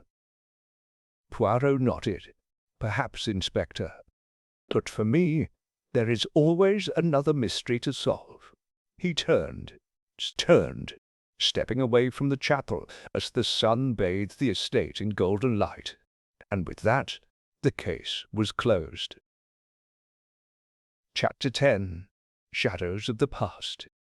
The morning mist curled around the Winstanley estate, weaving through the ivy-covered stone like a ghost unwilling to be forgotten. Though the truth had been uncovered and justice served, the air remained thick with the weight of history. Hercule Poirot stood at the entrance of the grand hall, his keen eyes scanning the portraits that lined the walls. Each one told a story. Generations of Winstanleys, their faces frozen in time. But now their legacy had been rewritten. Richard Winstanley, the heir thought dead, was alive. The estate, built on deception, stood on the brink of scandal, and the man who had orchestrated the web of lies, Inspector Garraway, was dead. Hastings let out a breath as he adjusted his coat. Well, Poirot, I'd say that's the end of it, wouldn't you? Poirot's moustache twitched. Endings, mon ami, are rarely so simple. The past has a way of leaving footprints behind. Hastings frowned. You don't think there's more to it, do you? Poirot tilted his head. Tell me, Hastings, does it not strike you as peculiar that Garraway, a man so careful, so calculated, would risk revealing himself so openly? Hastings scratched his head. Well, he must have been desperate. Desperation, perhaps, but there was something in his final moments. Something unfinished. Poirot turned toward Richard. Monsieur Winstanley, do you believe Garraway acted alone? Richard hesitated. He sighed, running a hand through his dark hair. I don't know. He was powerful, but he was always working in the shadows. I never truly knew who he answered to. Lady Margaret, standing by the fireplace, spoke softly. If there were others involved, would they not have shown themselves by now? Poirot nodded. Perhaps. Or perhaps they wait, watching. A chill ran through the room. An unexpected message. Before anyone could respond, a sudden knock echoed. Through the hall, Lestrade, who had remained silent, exchanged a glance with Poirot before striding to the door. He opened it, revealing a young footman, his face pale. "A message, sir," the footman stammered, holding out an envelope. Lestrade took it and frowned. "Who delivered this?" "No one saw," the footman admitted. "It was left at the gate, due this morning." Poirot stepped forward, his fingers brushing over the wax seal. It bore an unfamiliar crest, a symbol of an eagle clutching a key. He opened it and read aloud. "The past is never truly buried. One secret leads to another. The real truth lies beneath the chapel. Midnight. Come alone." Silence. Hastings exhaled sharply. "Well, that's not ominous at all." Lady Margaret clutched her shawl. "Beneath the chapel. But that's where we found the documents." Richard frowned. "We searched every inch of that place. There's nothing more to find." Poirot's expression was unreadable. "And yet, mon ami, someone believes otherwise." Lestrade sighed. "It's obviously a trap." Poirot smiled. Which is why we must spring it. The midnight rendezvous. The clock struck midnight. The estate was silent. Poirot, his coat buttoned against the chill, made his way toward the chapel. Though the message had instructed him to come alone, he knew Hastings and Lestrade lingered in the shadows, watching. The old wooden doors creaked as he pushed them open.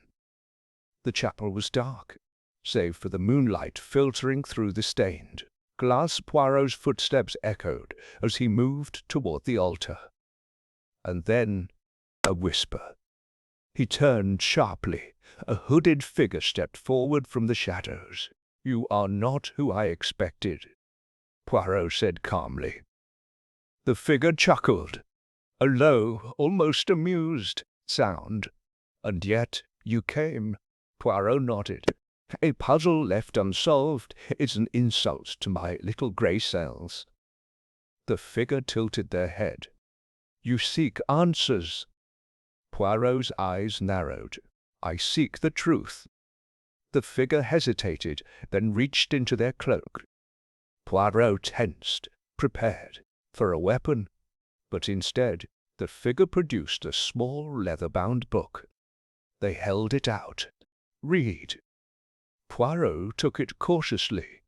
The cover bore a name in faded gold lettering, Edmund Winstanley's journal.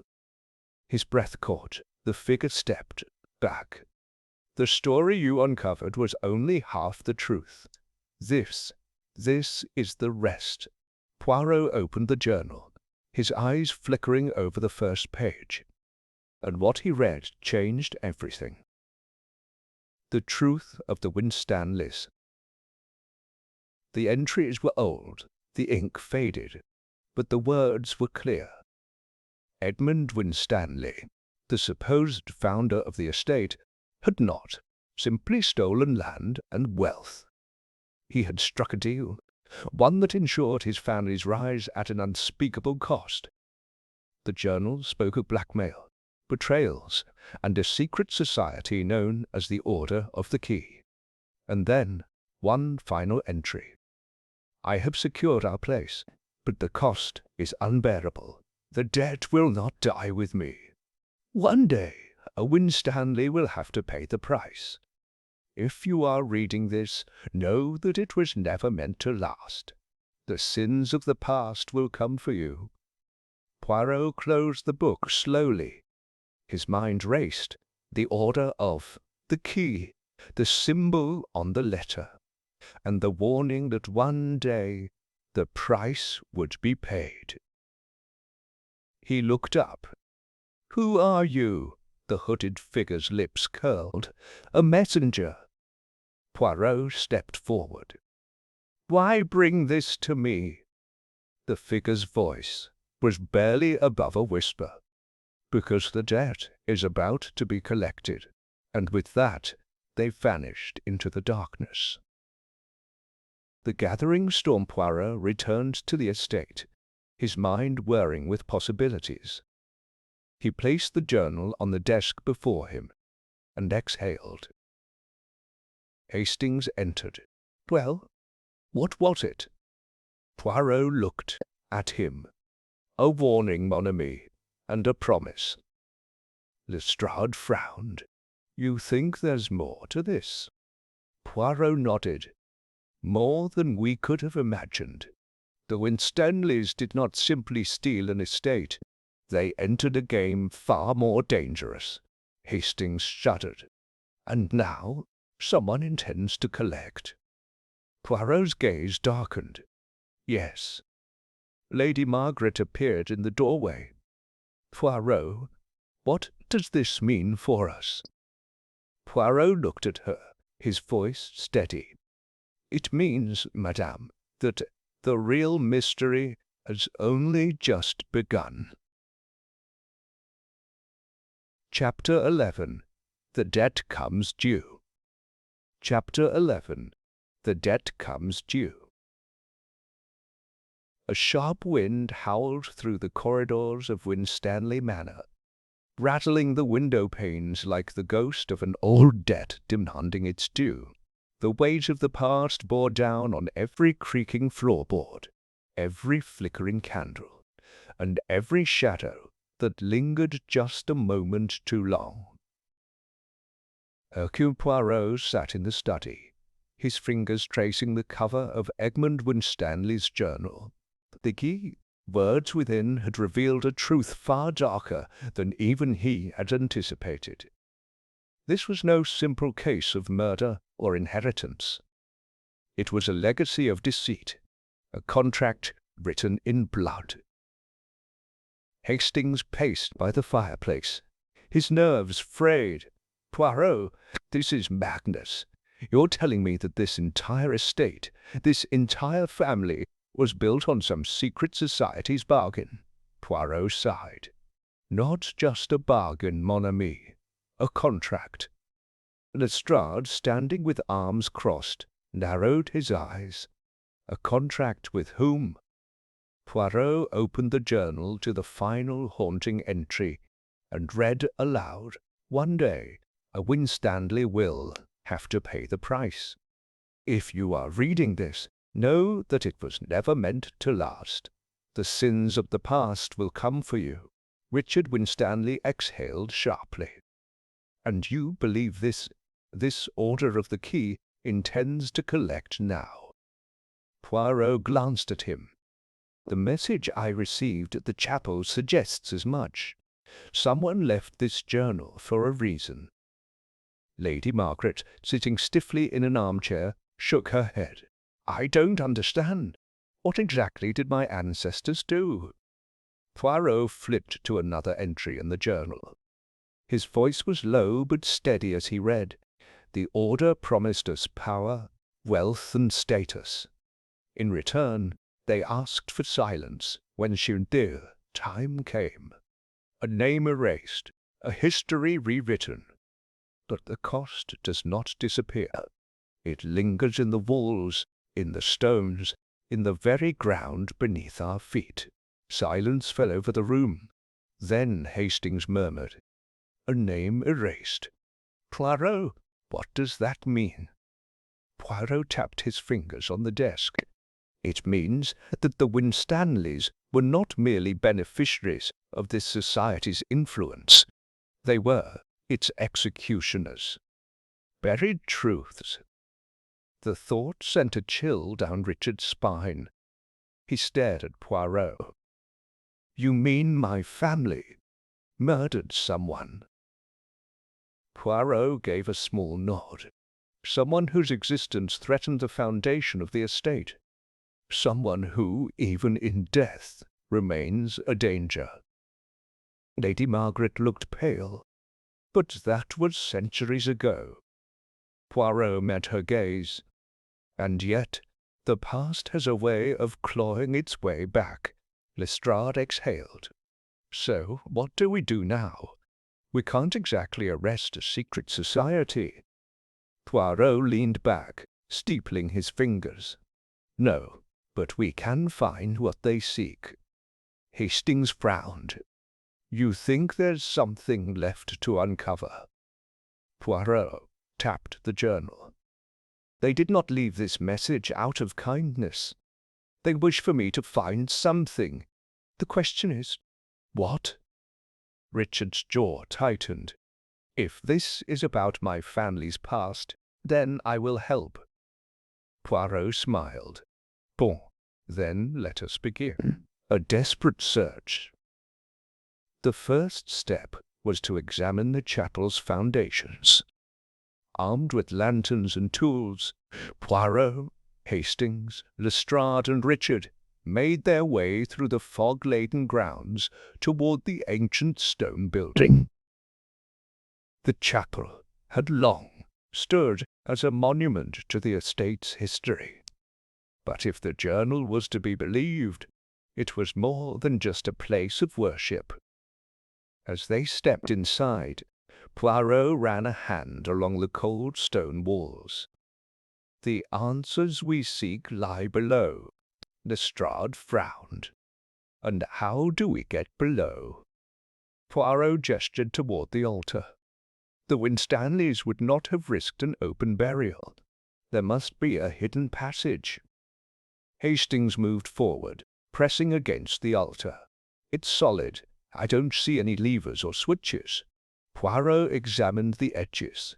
His fingers brushed against something, a faint engraving. He leaned in, Ada tenebris redimus. Hastings raised an eyebrow. "What does that mean?" Richard translated, his voice barely above a whisper. "We return to the darkness." Poirot nodded.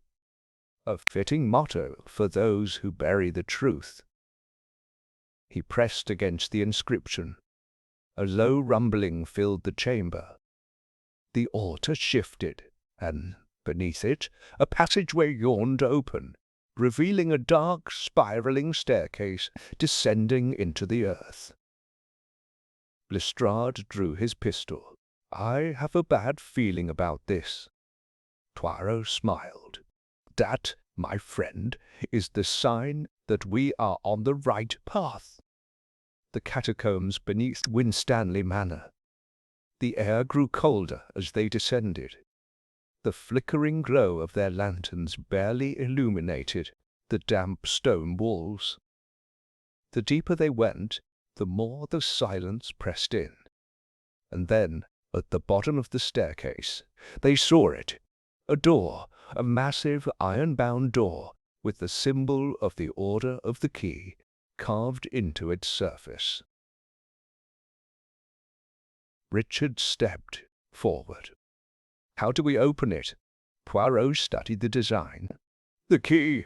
His voice trailed off. His fingers brushed the journal. A realization struck him. The answer had been there all along. Carefully, he flipped to the last page of the journal and examined the ink. The words, though faded, held an odd spacing. Poirot reached into his pocket, pulling out a small powdered substance. He sprinkled it over the page. The hidden ink reacted, and a shape appeared. A key. Poirot held the journal up to the door. It is not a real key, but a message." He traced the outline on the iron surface. A faint click. The door swung open. Beyond it lay a crypt, and within, a single coffin. The forgotten name. Richard stepped forward hesitantly. "Who is buried here?" Poirot knelt beside the coffin.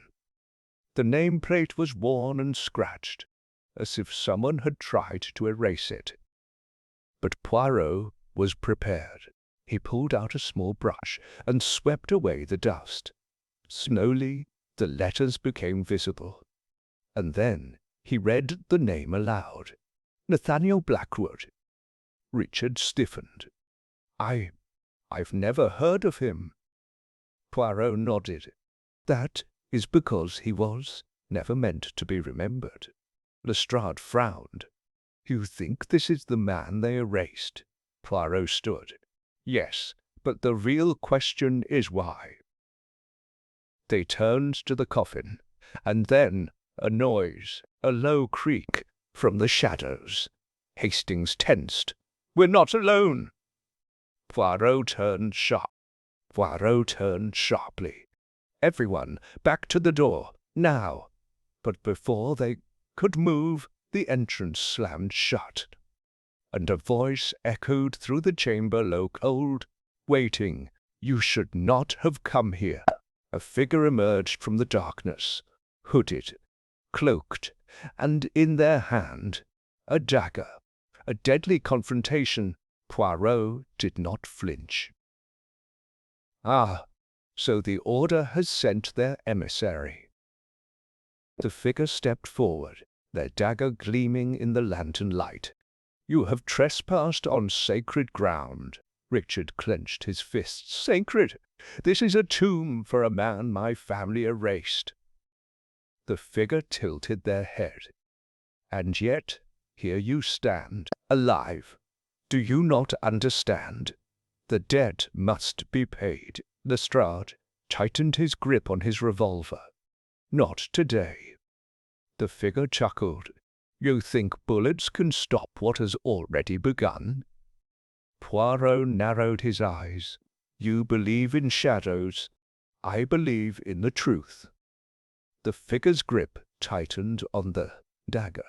"Then you are a fool." And they lunged. Chapter 12. The Keeper of Shadows. The dagger's blade glinted in the lantern light as the hooded figure lunged toward Poirot, the air crackling with tension. Hastings barely had time to react before Poirot sidestepped gracefully, his polished shoes pivoting on the damp stone floor. The blade missed him by inches, striking the wall with a sharp metallic clang. Lestrade, acting on instinct, drew his revolver. "Stop right there, or I'll—" Before he could finish, the figure vanished into the darkness, retreating into the labyrinthine shadows of the underground crypt. The sound of their footsteps echoed, fading swiftly. Richard exhaled sharply. Who the devil was that? Poirot dusted off his sleeve, seemingly unfazed. "The past has many keepers, mon ami. That was merely one of them." Lady Margaret's voice wavered. "They called themselves the Order's emissary. Does that mean—" Poirot nodded. "That means they are not alone." The realization sent a fresh chill through the air. The group stood in a forgotten tomb, staring at the unmarked coffin of Nathaniel Blackwood, while an unseen enemy lurked in the shadows, determined to keep its secrets buried, and the door leading out of the crypt firmly shut. The price of truth. Lestrade approached the door and pressed against it. "Solid stone," he cursed under his breath. "We're trapped in here." Poirot's sharp eyes scanned the chamber. "No, mon ami. There is always a way we simply have not found it yet." Richard ran a hand through his hair, his frustration evident. "I don't understand why this is happening. My family has lived in this manner for generations. Why would the Order strike now?" Poirot turned back to the coffin of Nathaniel Blackwood. His gaze lingered on the worn nameplate, his fingers brushing over the scratches. Then he spoke softly. "Because, monsieur, the debt has come due." Hastings frowned. "But what debt?" "You keep saying that, Poirot, but no one knows what exactly the Winstanleys owed." Poirot gestured to the coffin. "The answer lies within." The air in the chamber thickened as the weight of his words settled over them. Lestrade's eyes widened. "You don't mean—" Poirot nodded. "We must open the coffin." The coffin of Nathaniel Blackwood. A heavy silence followed. Then Richard spoke, his voice tight. "Desecrating a grave. It's unthinkable." Poirot met his gaze. And yet, monsieur, your ancestor already did just that, to the memory of Nathaniel Blackwood." Richard's fists clenched, but he said nothing. Lestrade hesitated, then sighed.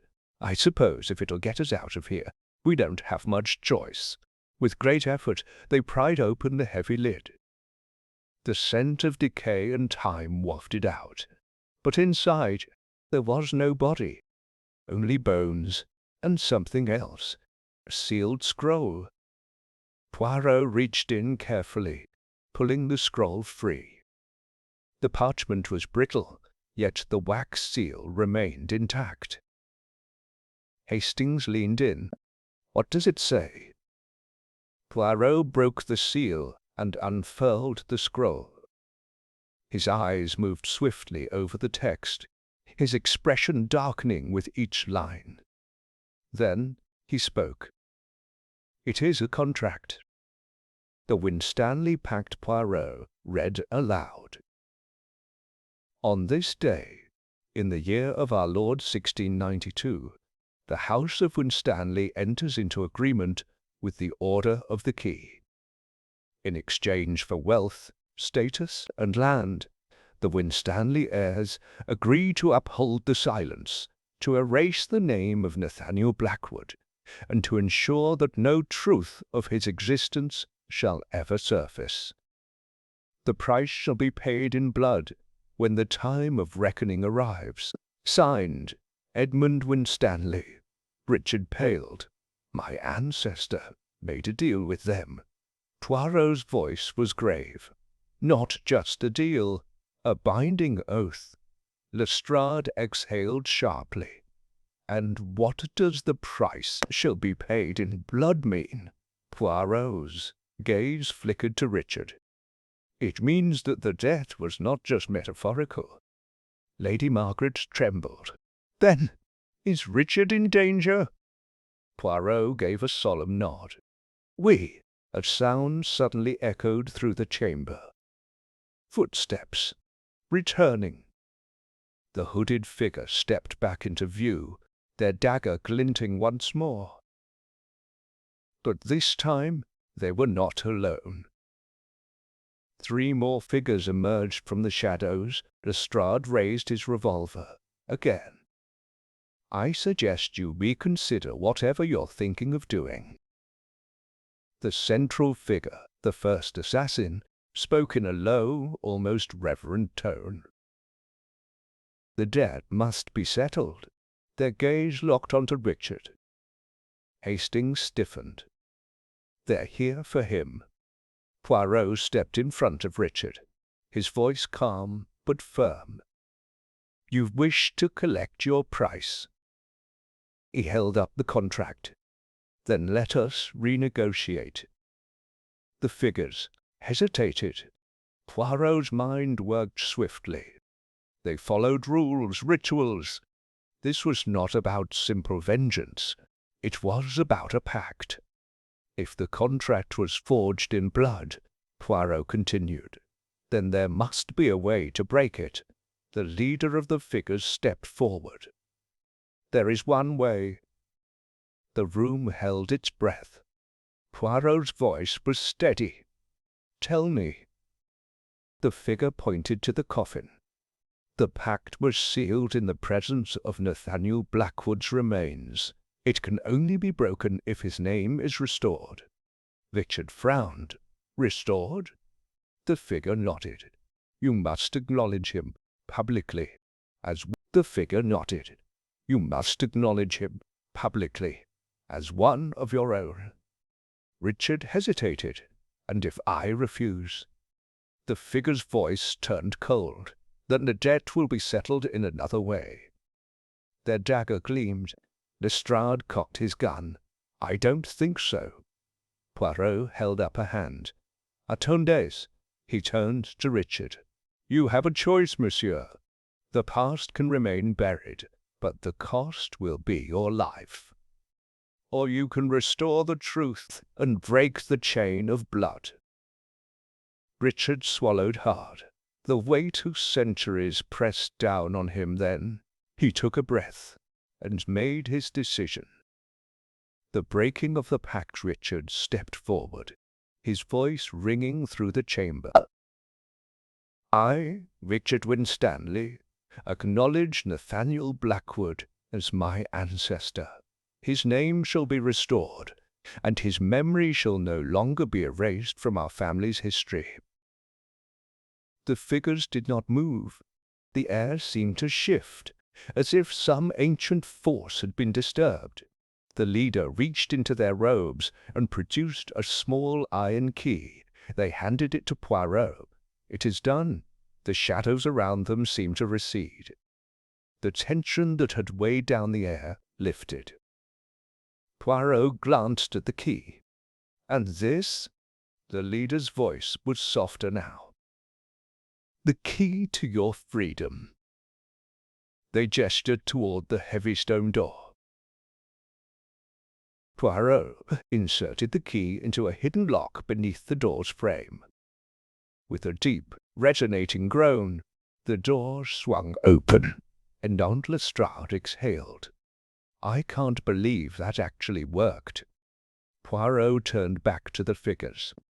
You have protected this secret for centuries. What will you do now? The leader's hood dipped slightly.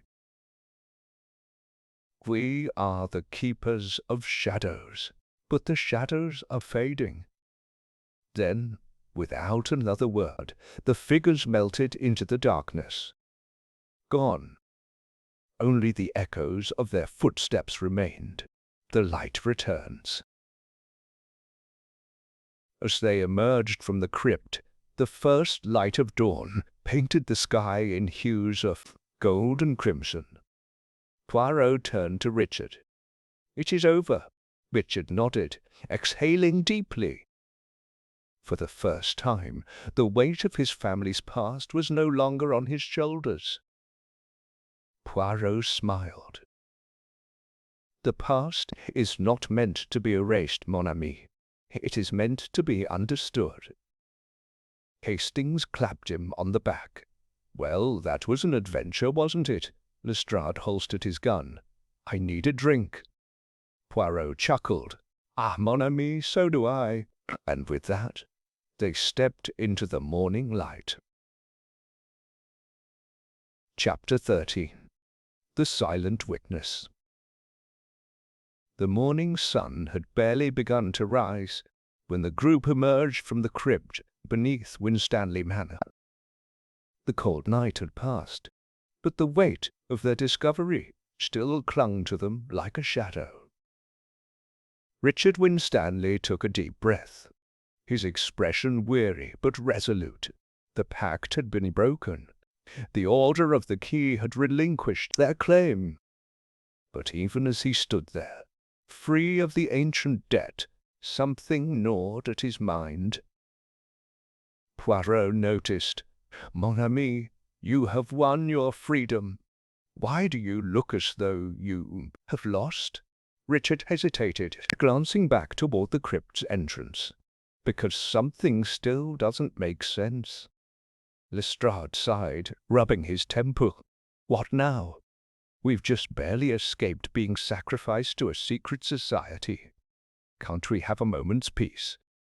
Poirot smiled, but his eyes remained sharp. Peace, Inspector, not while the truth remains incomplete.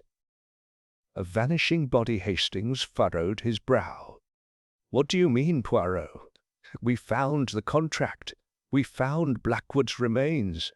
Mystery solved, surely. Poirot shook his head. No, Hastings. Do you not see? We did not find Blackwood's remains. Lestrade frowned.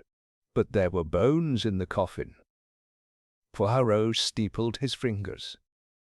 Indeed, but were they Blackwood's? Silence fell. Lady Margaret spoke hesitantly. Surely, if they were in his coffin. Poirot lifted a finger.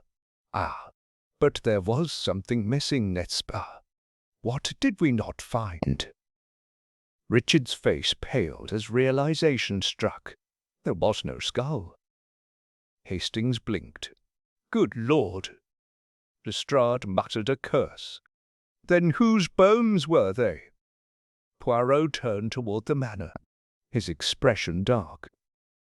That, mes amis, is what we must discover, the last will and testament. Returning to the grand hall of Winstanley Manor, Poirot asked Richard a single question. Tell me, mon ami, what do you know of your ancestor's will? Richard hesitated. You mean Edmund Winstanley, the one who made the pact? No, Poirot said patiently. I mean the will of Nathaniel Blackwood. Richard frowned. He wouldn't have had one, would he?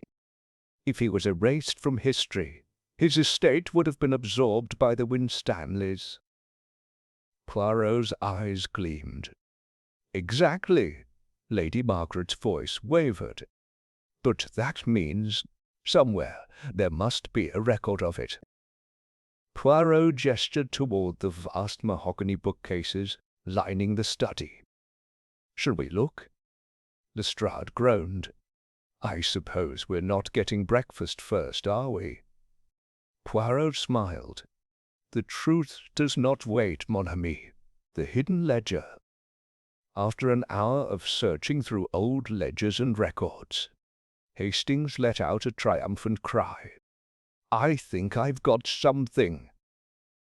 Poirot hurried over as Hastings carefully unfolded an aged document. Its edges brittle, its ink faded but still legible. Richard read aloud, To my heirs, should the day come when my name is restored, let it be known that the truth has always been within these walls. Seek the silent witness. Hastings scratched his head. Silent witness? What does that mean? Poirot tapped his chin. A witness that does not speak, yet one that remembers all. His gaze flickered toward the fireplace. And then, as if struck by inspiration, he strode across the room to an antique grandfather clock. The silent witness, he murmured. Hastings blinked. The clock. Poirot smiled. Let us see what secrets time has kept hidden. The clock's secret. Poirot examined the ornate carvings along the base of the clock. His fingers traced an odd indentation, a nearly imperceptible gap in the wood. With a delicate push, something clicked. A hidden compartment slid open. Inside lay a small leather-bound journal, its pages yellowed with age. Richard exhaled sharply. Blackwood's diary. Lestrade gave a low whistle. I'll be damned. Poirot carefully turned the first page. He turned the first page. The name inscribed inside sent a chill through the room. Nathaniel Blackwood. The diary's revelation. The diary revealed Blackwood's final days. I know they are coming for me. The order will not forgive my betrayal, but I will not be silenced. If this is found, know that my body was never meant to be laid to rest. They will take it, hide it, and use it to bind the curse forever. But I have left a clue. My skull, the proof of my murder, remains within these walls. Let the truth be found. Hastings shuddered. His skull is still in the manor. Poirot nodded. Oui, Hastings, and I suspect I know where. The wall of lies following. Poirot's lead, they moved to an old study deep within the manor, unused for decades. Poirot inspected the wood-panelled walls, running his hands along the surface. Then he stopped. A section of the wall sounded hollow. Here, he said simply. Lestrade stepped forward, prying open the panel with his knife. The false wall gave way. Inside was a small alcove, and within it, A human skull. Richard recoiled. Good God! Poirot examined it closely. See the fracture along the temple. He was struck from behind, murdered. Lady Margaret whispered, They hid his body to erase him completely. Poirot nodded, and in doing so, they ensured their curse would last. Until now. Richard swallowed hard. What do we do? Poirot's gaze was firm. We give him his name back. Restoring the name that evening, a proper burial was held for Nathaniel Blackwood in the Winstanley family crypt.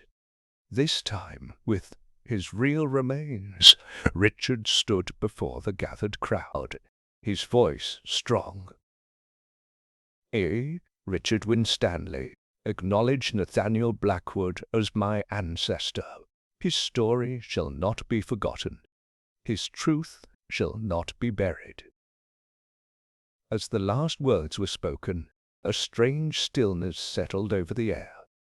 Poirot closed his eyes, and for the first time in over 2 centuries, the silent witness was at peace. The case is closed. Or is it? As Poirot and Hastings prepared to depart, Lestrade clapped him on the shoulder. I'll admit, Poirot, you surprised me. Again, Poirot chuckled.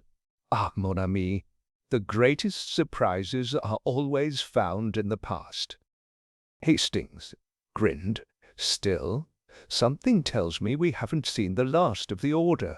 Poirot's smile faded slightly, and as they drove away from Winstanley Manor, a lone figure watched from the shadows. Their voice was barely a whisper. The order never forgets. Chapter 14. The Shadow of the Order. The night was thick with mist as the last of the funeral attendees departed from Winstanley Manor. The echoes of Nathaniel Blackwood's name had barely faded, yet an unease lingered in the air.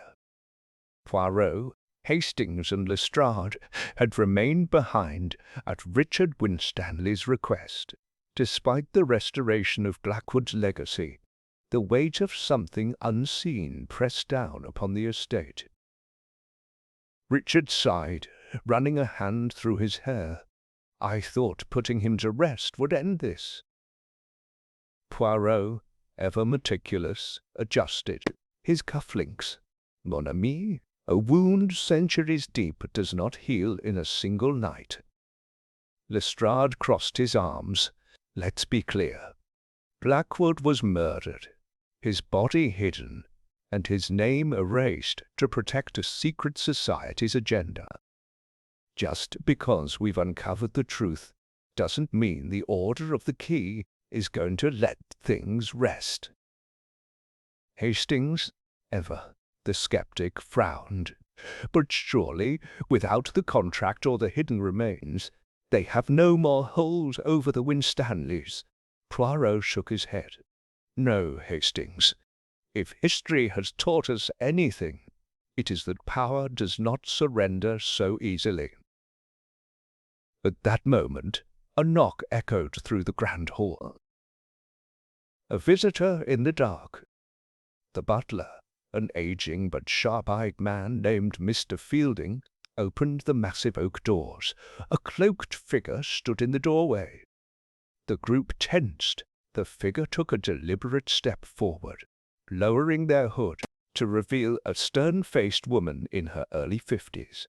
Her grey hair pulled tightly into a bun.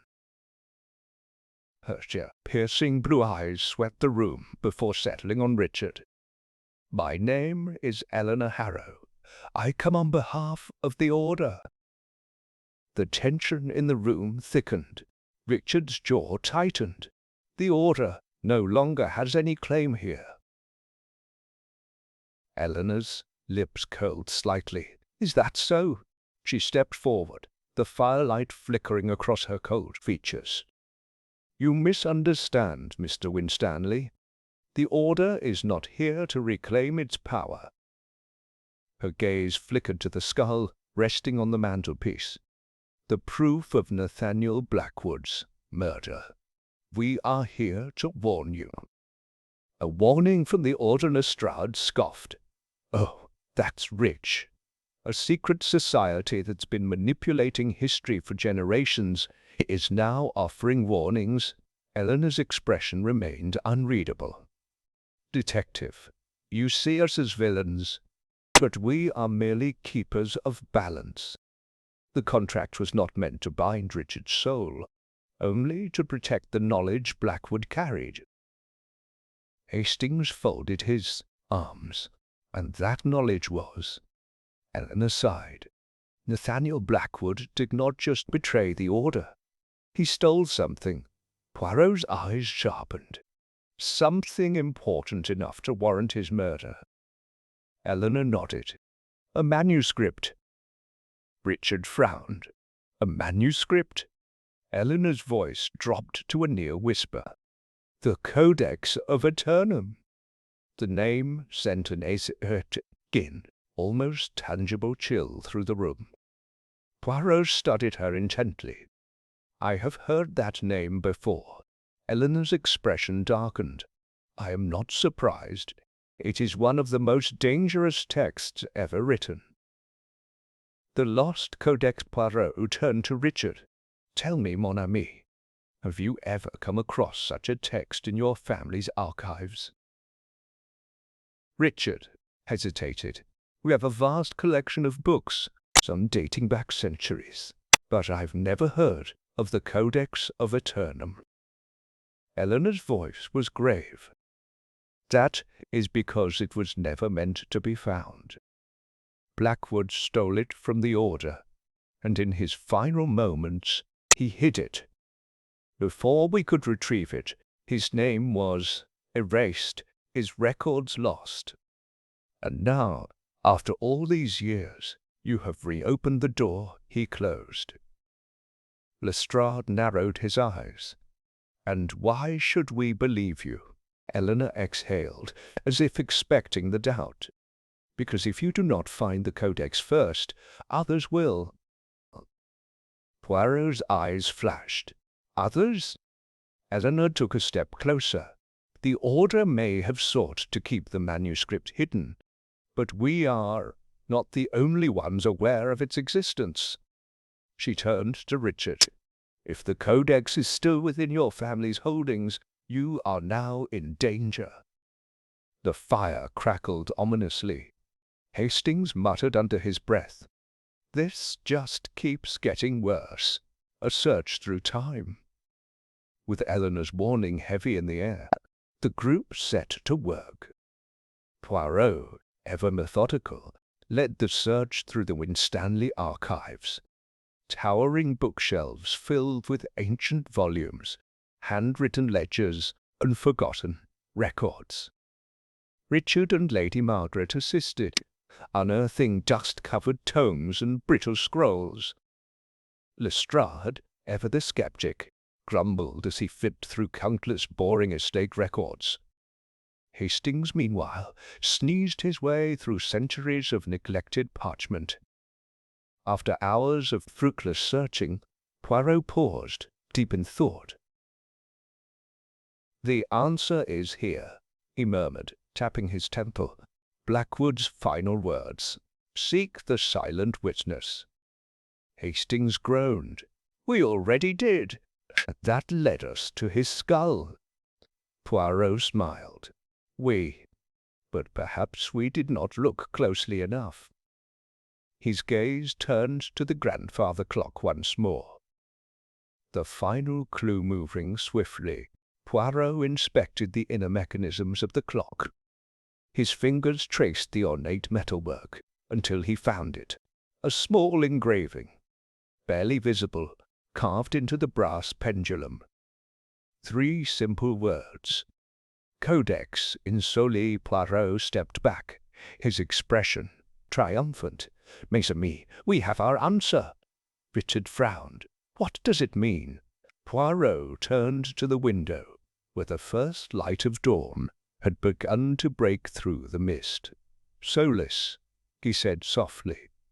Latin for sun. His gaze locked onto the grand sun emblem embedded into the manor's stained glass window. And in that moment he knew where the codex was hidden. The secret chamber, rushing to the eastern wing of the manor. Poirot led the group into an ornate study, its walls lined with elaborate sun motifs. One particular golden crest stood out, a large gilded sun emblem above the fireplace. Poirot ran his fingers over the design, pressing gently. A mechanism clicked, the wall shifted, a hidden compartment opened. Inside lay an ancient leather-bound book, the Codex of Eternum. The race begins. Eleanor exhaled sharply. You have no idea what you've uncovered. Poirot carefully lifted the codex. Its binding was cracked with age, its pages inscribed with symbols and languages long forgotten. Hastings peered over his shoulder. What does it say? Eleanor's voice was grim. It is not meant to be read. Richard swallowed hard. What do we do now? Poirot's expression was unreadable. There is only one course of action, mon ami. He turned to Eleanor. We destroy it. A stunned silence followed. Eleanor hesitated, then nodded. It is the only way. But before anyone could move, a gunshot shattered the air. The window exploded inwards. Figures clad in dark robes surged through the broken glass. The Order. Ash was not the only one hunting the Codex. And now the real battle had begun. Chapter 15. The Codex Conspiracy.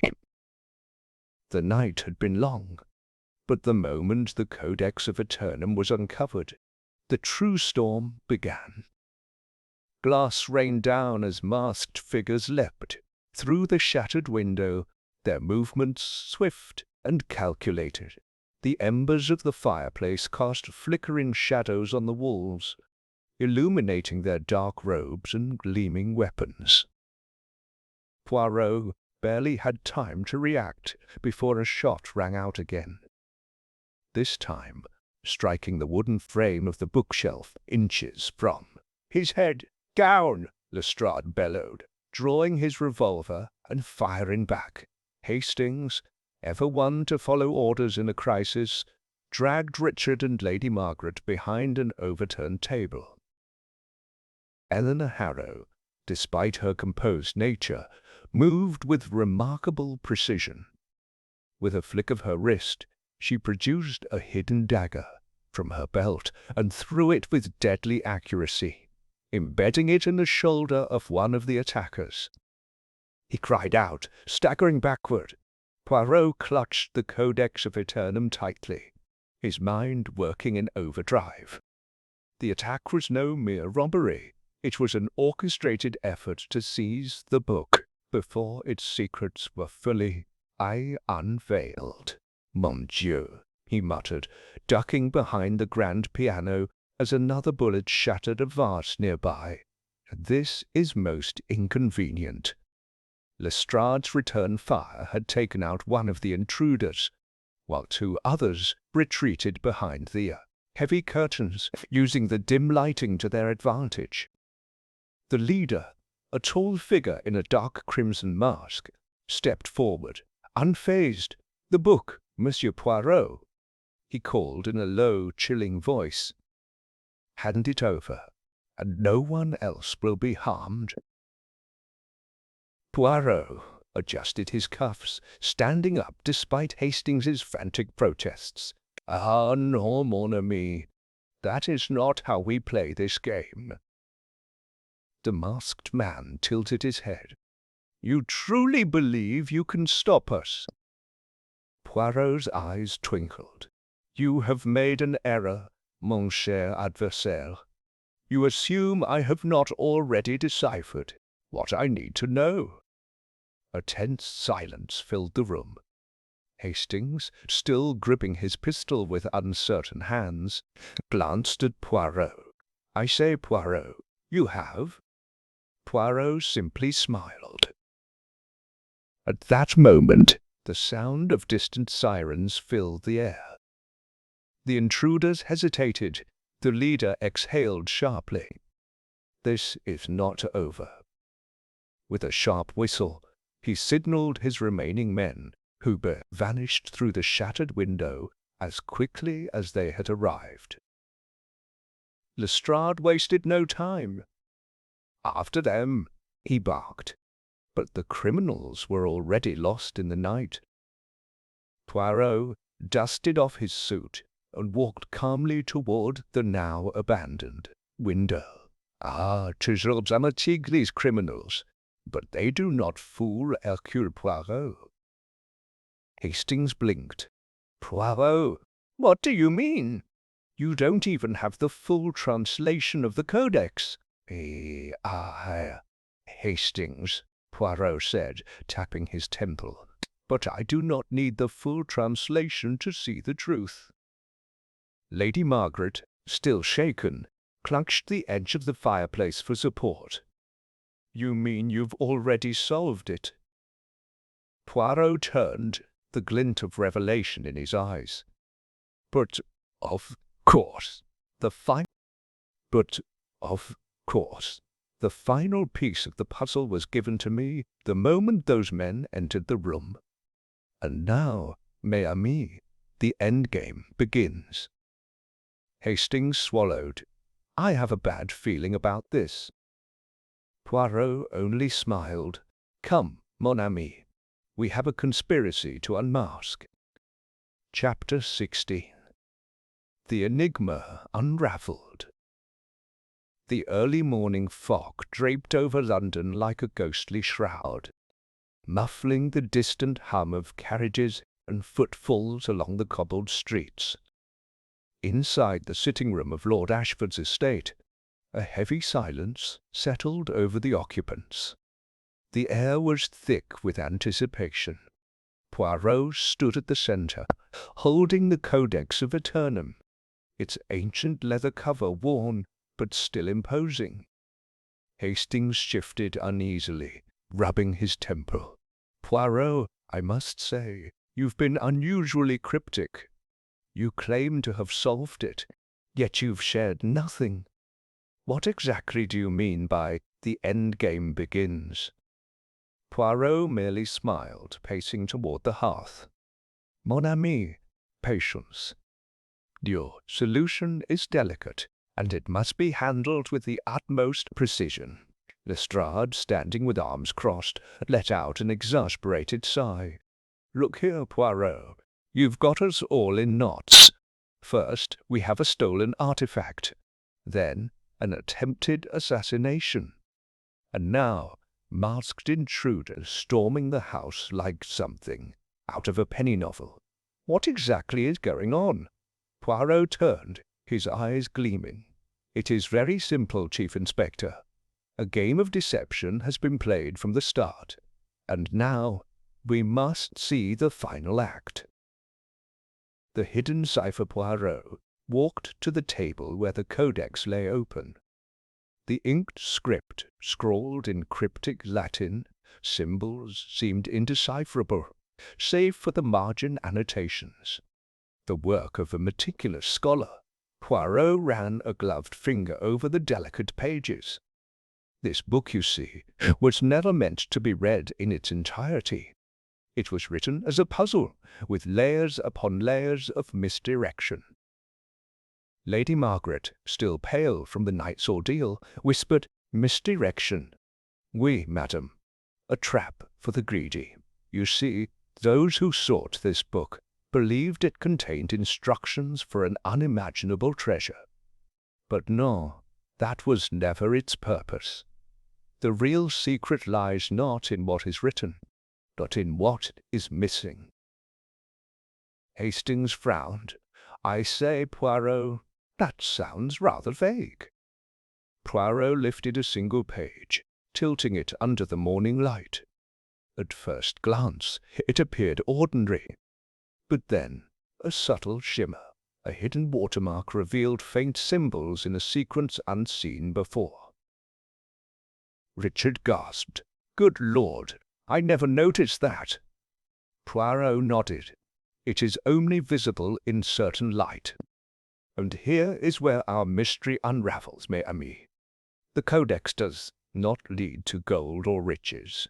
It is a cipher, designed to reveal the identities of a secret society that has operated in the shadows for centuries."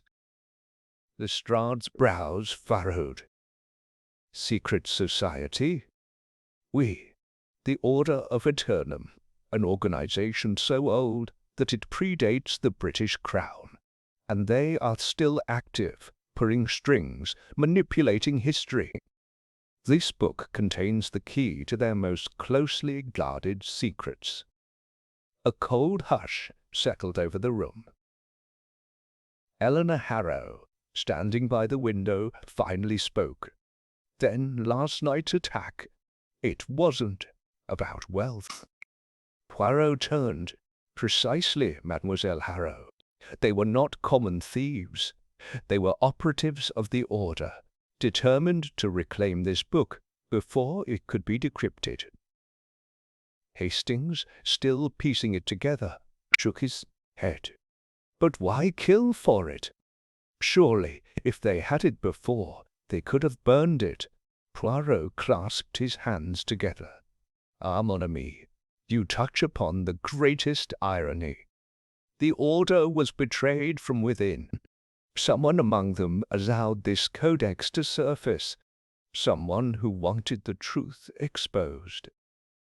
Lestrade straightened. "And you know who it is?" Poirot gave a knowing nod. "Oui. The final clue was delivered to me when the masked men attacked." A name in the shadows. Poirot turned the page, revealing a section where an ancient name had been crossed out violently. The original writer of the Codex was a man known as Lucius Devereux, a 17th century scholar who had ties to every major power in Europe. But he was erased from history. "Why?" Richard exhaled. "Because he betrayed the Order." Poirot snapped his fingers. "Exactly. And history is repeating itself. Someone within the Order betrayed them once more by allowing this codex to fall into the wrong hands. And that, mes amis, is why people are dying." Lady Margaret's voice trembled. "But who—" Poirot turned, his gaze piercing. "The answer was with us all along. The man who knew too much, who spoke too carefully, who manipulated this game from the shadows." He let the silence hang for a dramatic moment. And then, "Lord Ashford." A collective gasp filled the room. Lestrade's grip tightened on his revolver. "Ashford? But he was murdered." "Ah, no, my dear Lestrade. His death was staged. Lord Ashford never died that night. He orchestrated this entire affair." Hastings gawked. "Poirot, that's madness." "No, Hastings, it is logic." Poirot began pacing. "Think of it, the fire, the body that was conveniently beyond recognition. Too perfect, too clean. It was a deception, carefully crafted, to mislead us." Lady Margaret covered her mouth in horror. "But why?" Poirot's expression turned grave. "Because Lord Ashford is not merely a member of the Order. He is its mastermind. And by vanishing, he ensured that no one would suspect his true role." A sudden chill passed through the room. Lestrade swore under his breath. "If Ashford is alive, then where is he now?" Poirot picked up the codex, his fingers lightly brushing the final hidden inscription. "He is closer than we think, mes amis. And he knows that I know." A distant clock chimed. Poirot turned sharply. and that means we have very little time. The final move. As the sun broke through the mist outside, Poirot's mind raced. Lord Ashford had played his hand well, but he had made one fatal error. Hastings, breathless, leaned forward. "Poirot, what do we do now?" Poirot smiled, but there was a sharpness to it. "We set the trap, mon ami, and this time we ensure that Lord Ashford does not escape justice." The end.